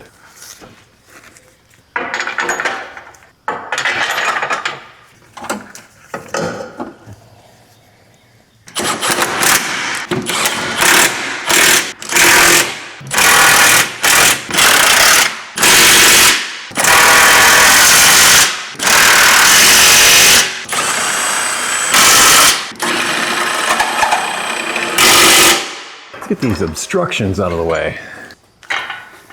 All right, those are tight, those are tight. That's tight, that's tight. I loosened the top of these engine mounts. Should probably tighten them.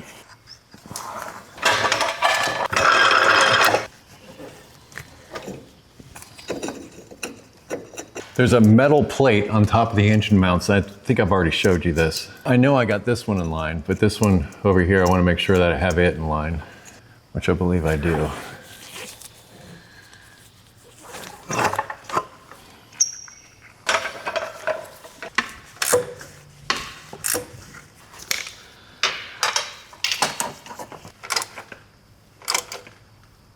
That's job done. This is bugging me. Let's take care of this. If you're in the market for a new boot, there's your part number.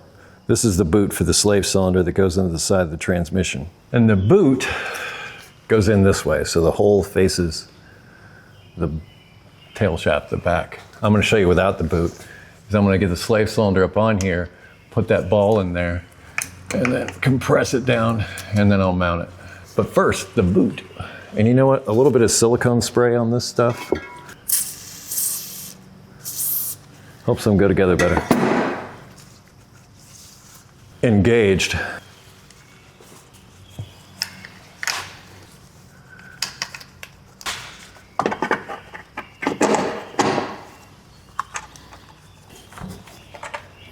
10 millimeter for these. 12 millimeter for these. Let us repair these last two bell housing bolts. Once again, I have a thread chaser, 10 by 125.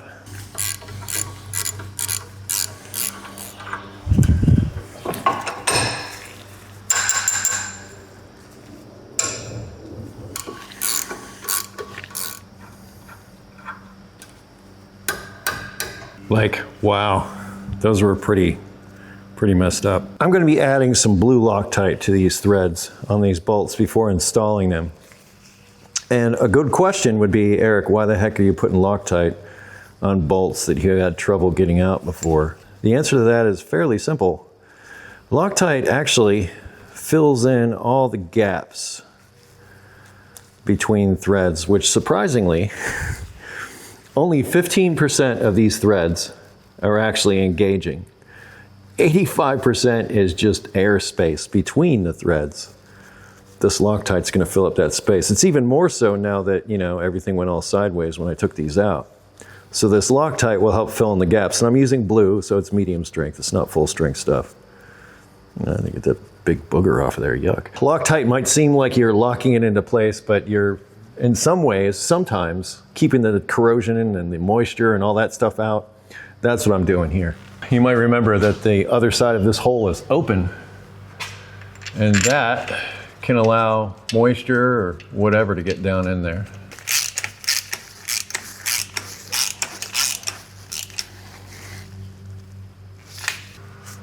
Let's see if we can't get this exhaust back up in here.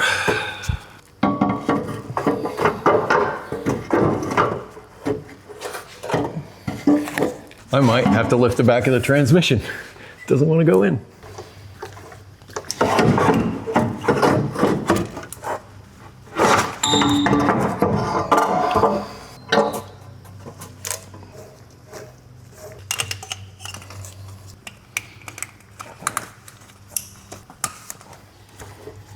Okay, now I'm going to install these 4 boot fasteners.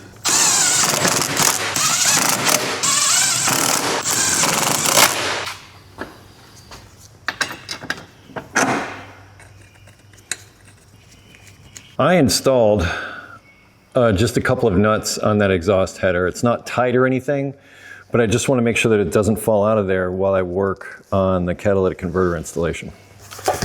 Now I left that loose up top because I think that's going to make things easier here. I don't know. That seems more reasonable. Well, that seemed violent, but it worked.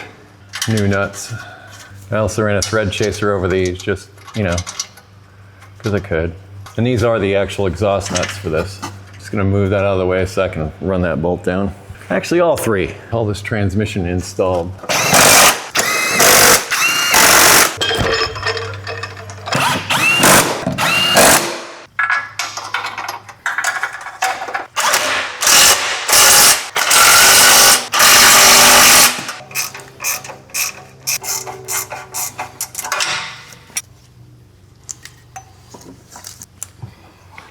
In. Welcome back, viewers. I have found a knock sensor on aftermarket. There's the aftermarket part number. You don't want to know how much Honda wanted for one of these. This is available in the aftermarket. I think this is going to work out. Going to install this now and the starter next. It's held in with a 24 millimeter, which I think a wrench is going to be my best option.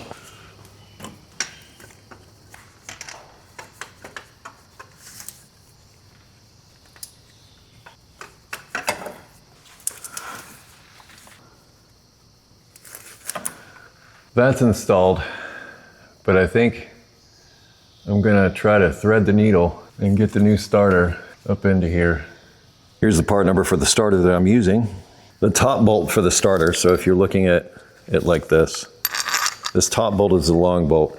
If you're just doing a clutch, I believe all you're gonna need to do is remove this top long bolt.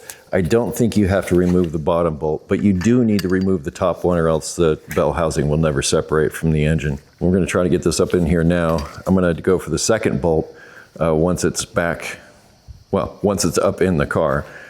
Be very careful around that knock sensor. And then we're gonna have to do some fancy something to get the connections, the electrical connections back. One thing at a time. First, let's see if we can't get this thing back up in there.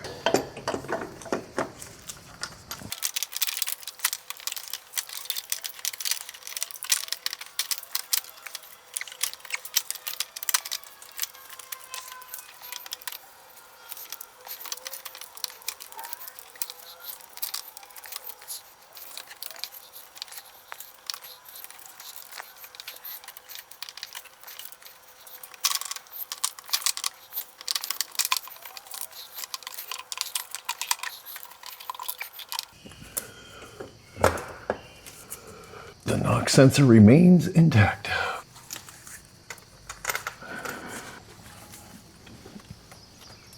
I think I managed to get that solenoid wire in there, and that feels like a huge win.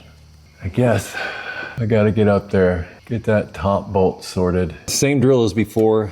I'm gonna go in with a long extension and fasten it to the block. I tightened the bottom one as much as I could so that the starter was sitting up flush. So I tightened it by hand. I want just a little bit of play in it in case I need it. I think I know how I can show you, because I can see it like if I close one eye. There it is, viewers. Use my bore scope. So that is looking right down in between those intake runners. And that's the starter bolt sticking out that I'm gonna run in. Using the same tool as I did to take it out. Whew. Oh, looky there.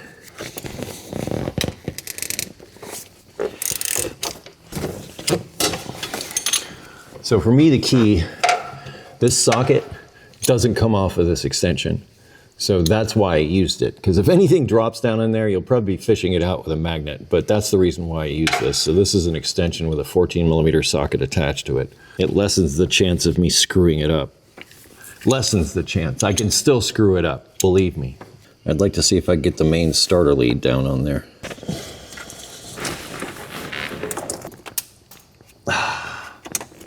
It fell through. Always glad when that happens.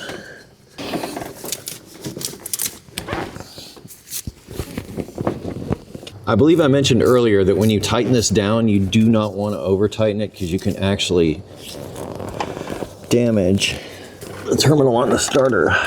Using 1/4" tools will be helpful with that. Okay.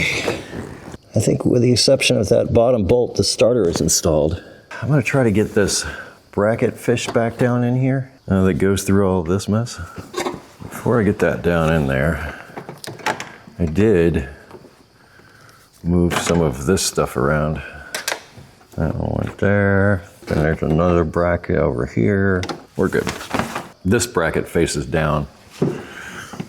I started the bolt, but I'm not running it down because I still have to connect the bottom one. But there's a couple of things up here on the back of the engine here. I remember I moved that harness out of the way. I'm gonna see if I can. I can't hold you and do it. Well, maybe I can. Anyhow, there is on this harness, it's clipped to the back of the cylinder head. I also need to plug this cam sensor in, and if you remember, the clip broke. So I'm gonna do some fancy zip tying to make sure that it stays on here. I swear, all I did was push down on it and it went snap.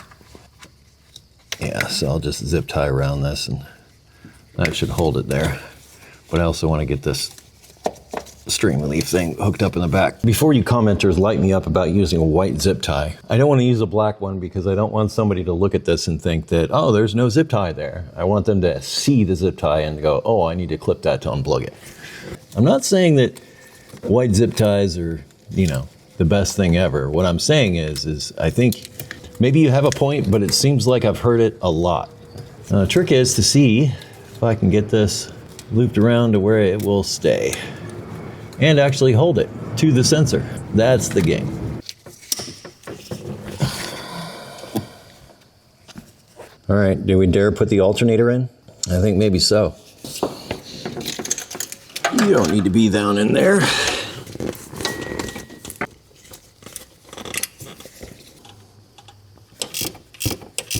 If I didn't call it out before, that's 12 millimeter. The main lead on the back of the alternator.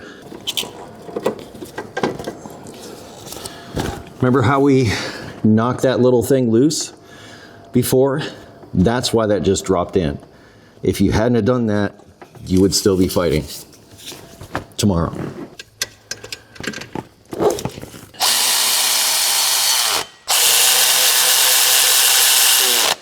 Guess what I got? That's right, new drive belt. There's the part number. Also 14.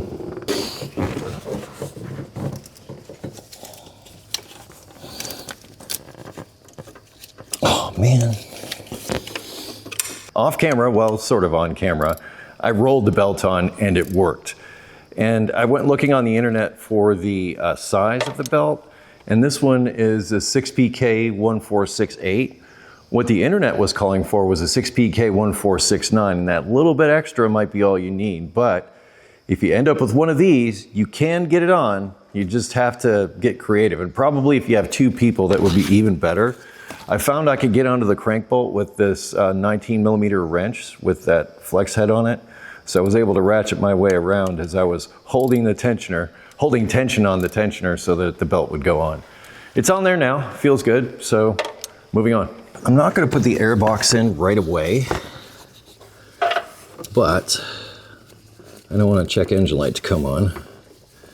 So I must plug this guy in and then try to make it so that it doesn't get caught up in the spinny things on the front of the engine. That seems to do it. I'm gonna wait and do the brackets and everything over here until I get that lower part of that bracket sorted, but I think I can move over to that side, finish reattaching the exhaust manifold and put the heat shields on. I almost forgot that I had removed that bolt, but I'm gonna reinstall that now that I'm able to get to it. And I'm glad I discovered it. But really, I'm just reinstalling all the fasteners on this exhaust manifold. I'm gonna tighten this from the middle out, so I will tighten down the middle fastener and then work my way out towards the ends. I'll put the torque spec on the screen. I don't exactly know it though.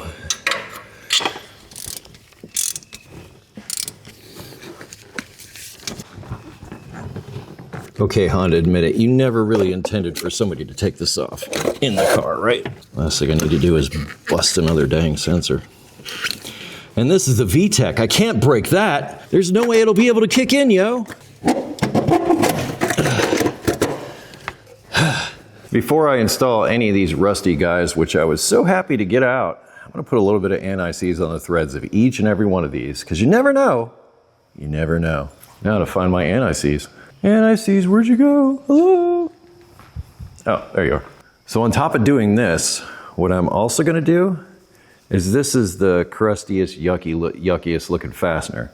This one's going right up top where it's easy to access.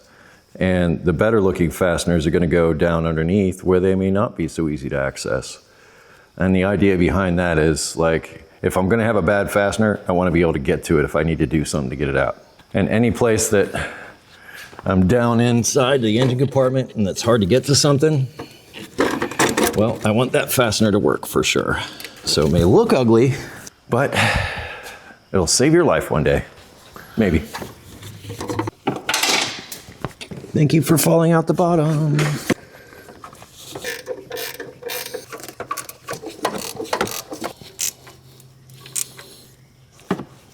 Can't forget to plug the VTEC in, yo. One more heat shield over here. Remember that guy? Fits down in the back. We didn't have to take that fastener all the way out. The other three we're gonna have to install. They're all 10 millimeter.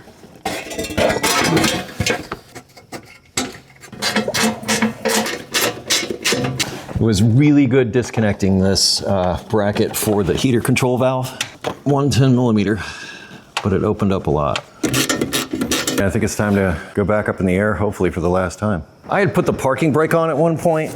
You do not want that on when you do things like install axles. I don't want to forget about this bracket. It goes to the bottom of the exhaust manifold. And I also don't want to forget about that 10 millimeter that's up there. This got a coating of anti-seize on it. The other 10 millimeter that is up there is the one for that shield. It's all the way in the back over here.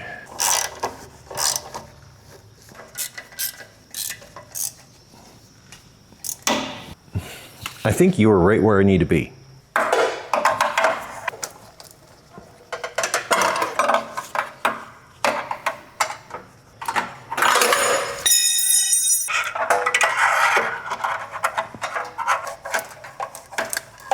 I got on the bolt and then I came behind it with a screwdriver and I used that to push against it. If I had one of these that was about 18 inches long, 10 millimeter ratchet with a flex head, that's what I'd be using. But I don't have that. But if somebody's making it, I'd love you to send me one. Although I am in no hurry to do another clutch on an S2000. Back over here, I'm reconnecting some grounds. Here's one of them. Also, there's the lower part of our bracket for the intake manifold support. Here's another ground. Both of the grounds attached here on the block.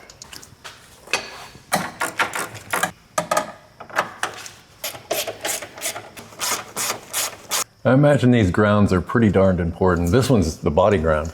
All the body electrical stuff goes through this guy.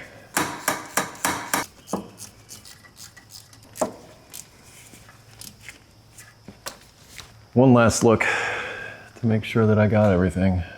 Everything's all clipped in where it's supposed to be. Remember our drive shaft? Pretty sure we're gonna need this.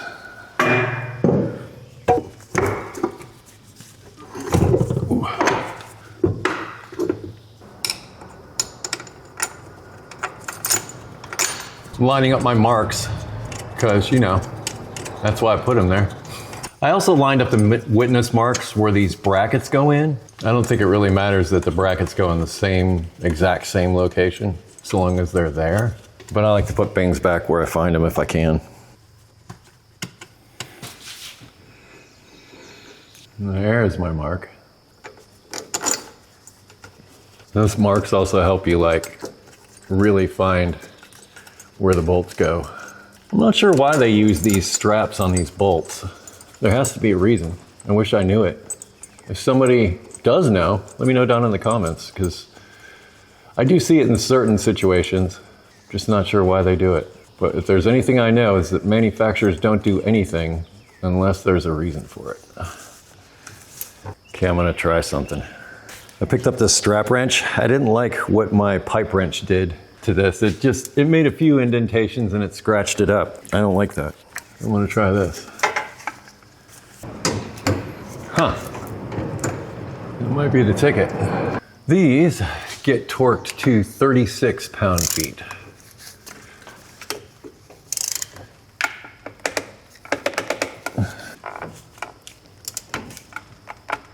I can get to 28. Maybe it'll work better like this. Now it's worse.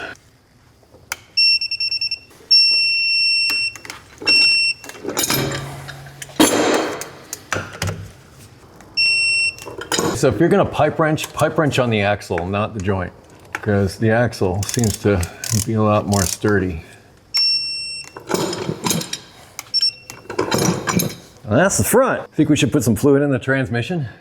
Yeah, we should probably put some fluid in the transmission. Real quick on the fluid that I am installing in this vehicle. The owner was complaining of a grinding with a 1-2 shift, so shifting from first to second, only when the engine and transmission were cold. He, of course, was using Honda transmission fluid. And then my recommendation is often using GM Synchromesh transmission fluid. So I have cured Honda manual transmission noises with this fluid in the past. He says he's already tried it.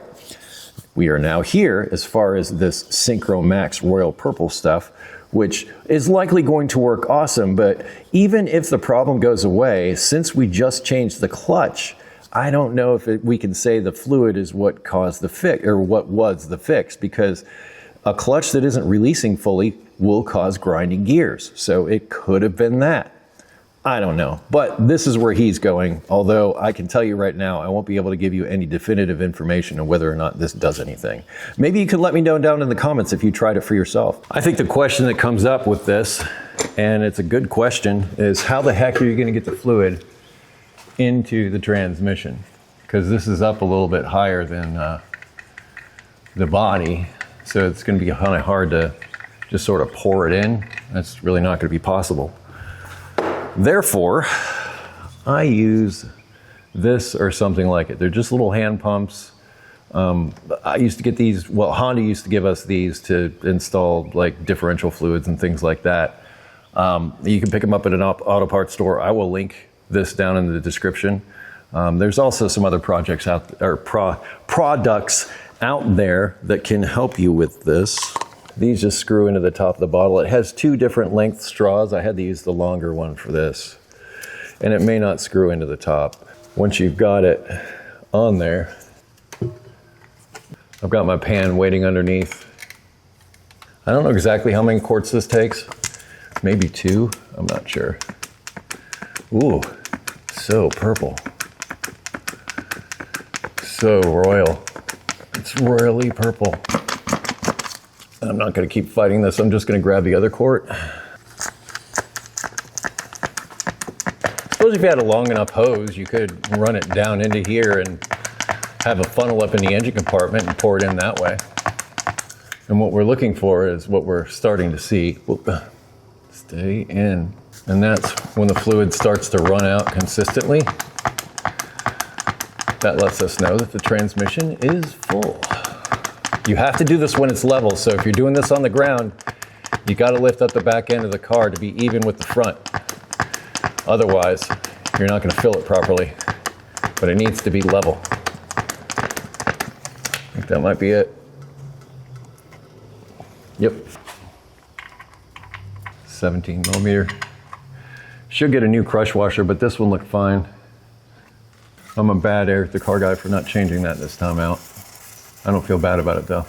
If they're not crushed out, I don't worry about it. But if I have to unthread them from the bolt, heck yeah, I'm replacing that. I think we've got one more thing to, well, 2 more things to install down here, and then we can, I think, test it out. We should probably put this brace back up on here.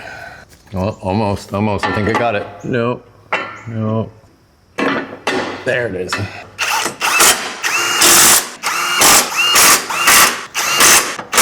That one's installed. You had one more request for me, and that was to replace this damaged shielding, or I'm sorry, this damaged brace. Those are 14. I thought they were 12.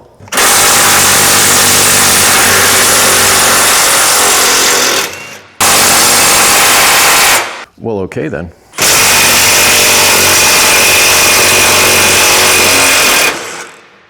You are not the boss here. I am the boss here. I should have waited till the last fasteners to say that. Okay, now I'm the boss. In the event that you ever need one, there's the part number. Oh yeah, that was drilled out, so that's going back to zip ties. I think I can sort of make that work. The holes on this look the same on both sides, so I don't think it really matters how it gets installed. This is the thread chaser. See if I can clean out the threads here.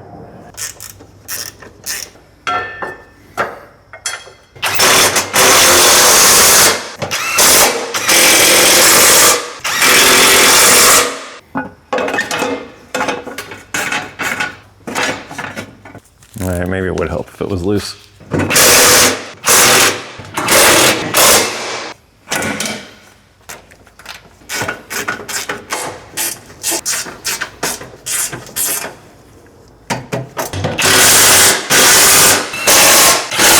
No more zip ties.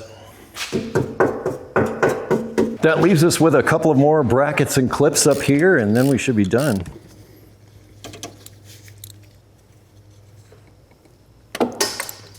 Thank you for falling out the bottom.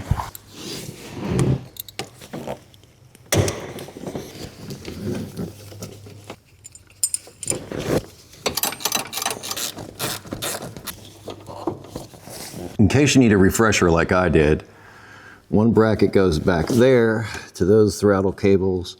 Another bracket goes down here on the ABS bracket.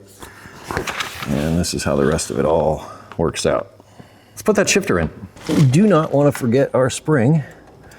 We'll put that guy in first. Ooh, a little schmutz there. You want this to point towards the right.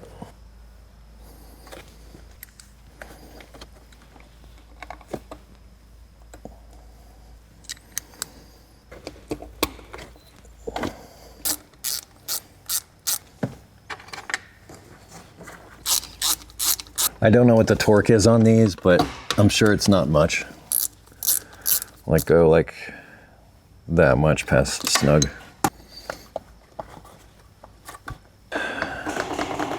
Remember the electrical connections.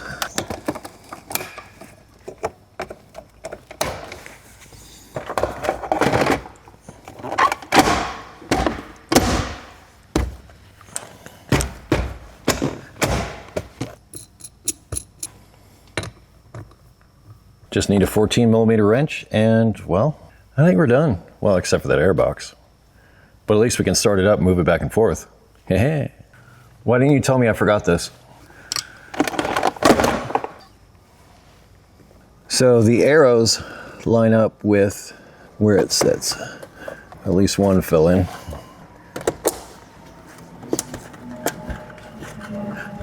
There we are. Now we are properly reassembled. Seriously, I'm gonna be mad next time you don't tell me to do something like that. Now we're done in here. Negative battery cable, where are you? You will need a radio code if you do this. All I want to do right now is a couple of things. One, I want to check the starter operation. Two, I want to see if there are any check engine lights on, indicating that maybe the knock sensor's messed up or something else that I did wasn't cool and I need to go back and do something. And lastly, what I want to do is just roll it forward and roll it back, with being in gear, to check the clutch operation. So those are the things that I'm doing right now. Clutch feels good.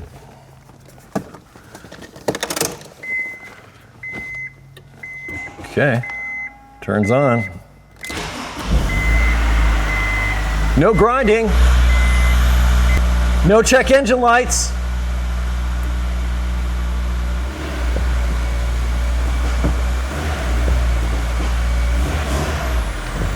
Well, that clutch is close to the floor. All right. I'm satisfied the airbox is going in. If you're thinking, man, Eric, that thing sounds like it's got a turbo whistle. No turbo here. I think that's because we have this fresh air side of the PCV system off or something like that. Once we get this airbox and everything all back in place, it should sound normal, which I'm gonna do presently.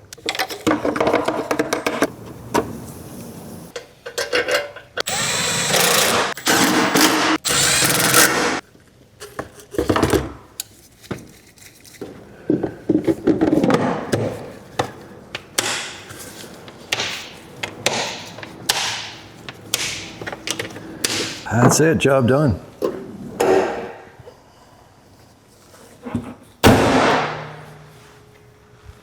Just got back from the test drive. I rode at dawn, and I was glad I did because there wasn't a whole lot of traffic and it was actually quite a pleasant drive. And I've said that the S2000 wasn't my favorite Honda in the past. I've got to say, I really enjoyed my drive this morning in it, and well, my opinions may be changing. That said, the clutch was flawless. As far as the 1-2 shift thing, okay, I noticed nothing when I drove it, but what I did was I've shifted from first to second and tried to pull the shifter towards me. So I was trying to hold it on that side of the gate, I guess. And I did notice a slight catch when I did that. And here's something about manual transmissions.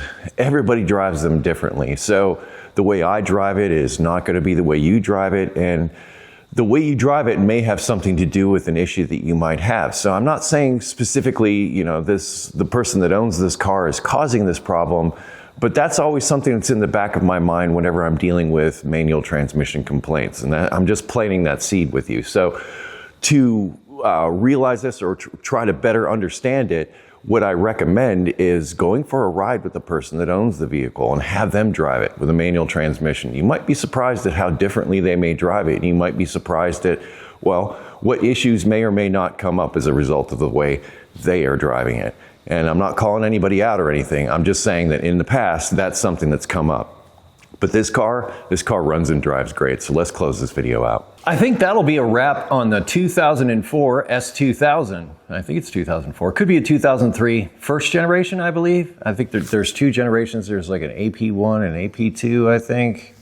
Not sure. Should be more of an expert if I'm going to make videos and show you how to do things, right? This was the first time I replaced a clutch in an S2000. I've got to say I'm in no hurry to do it again. The things that I think are important takeaways are, like, if you're doing this on the ground, and that's what I was thinking the entire time I was fighting with that transmission. I'm like, how do you manage that if you're on the ground? Also, removing the exhaust header, that was something else that sort of gave me some pause as far as like actually getting that out of there and having enough room to get it out of there. If you're going to do it on the ground, lift it up as high as you can get it. Is what I'm going to recommend. And that will hopefully give you the room to work, and I would be all four wheels up off the ground. Again, that'll help as far as filling the transmission at the end. Strangely enough, spraying silicone on the outside of the transmission case and the inside of the body seem to help. Why not? Okay, why not? Because if you're going to do this, you're going to fight with that transmission. And don't worry about the fingers on the pressure plate, because those are going to bend and move out of the way as that input shaft either is coming out or going in. Just take your time, and well, you saw what I had to go through, so there you go. I feel like I did my job in showing you what you're in for. Before I close this video out, I want to read to you an email that I got from the owner after he took the vehicle home. Hey Eric, wow, all capital letters is all I have to say. It feels so different and so smooth. I love it. I'll keep you posted on how the shifter feels on some cold mornings, but I didn't feel any of the notchiness today. Thanks again, and can't wait to see the video. I believe what he's referring to there is what I mentioned earlier in the video about the 1-2 shift and the grinding between those gears. Apparently that is gone. And again, I can't say whether that is the result of replacing the clutch or using that royal purple fluid. If it's me, I'm going to lean towards the clutch, because the clutch was certainly worn out. If you want to change the fluid, you could do that at any time. It's a lot easier to change than the clutch, as you've seen from this video. But I wanted to give you that information. So the owner says that 1-2 grinding shifting seems to be gone, at least for now.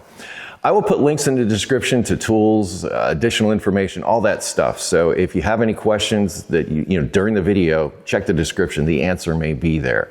Additionally, I will put a link to EricTheCarGuy.com, which is where I ask you go if you have automotive questions that I did not cover in this video. Aside from that, I want to thank you for watching today. I know it was a long video. Appreciate you sticking with me. Be safe, have fun, stay dirty. I'll see you on the next one.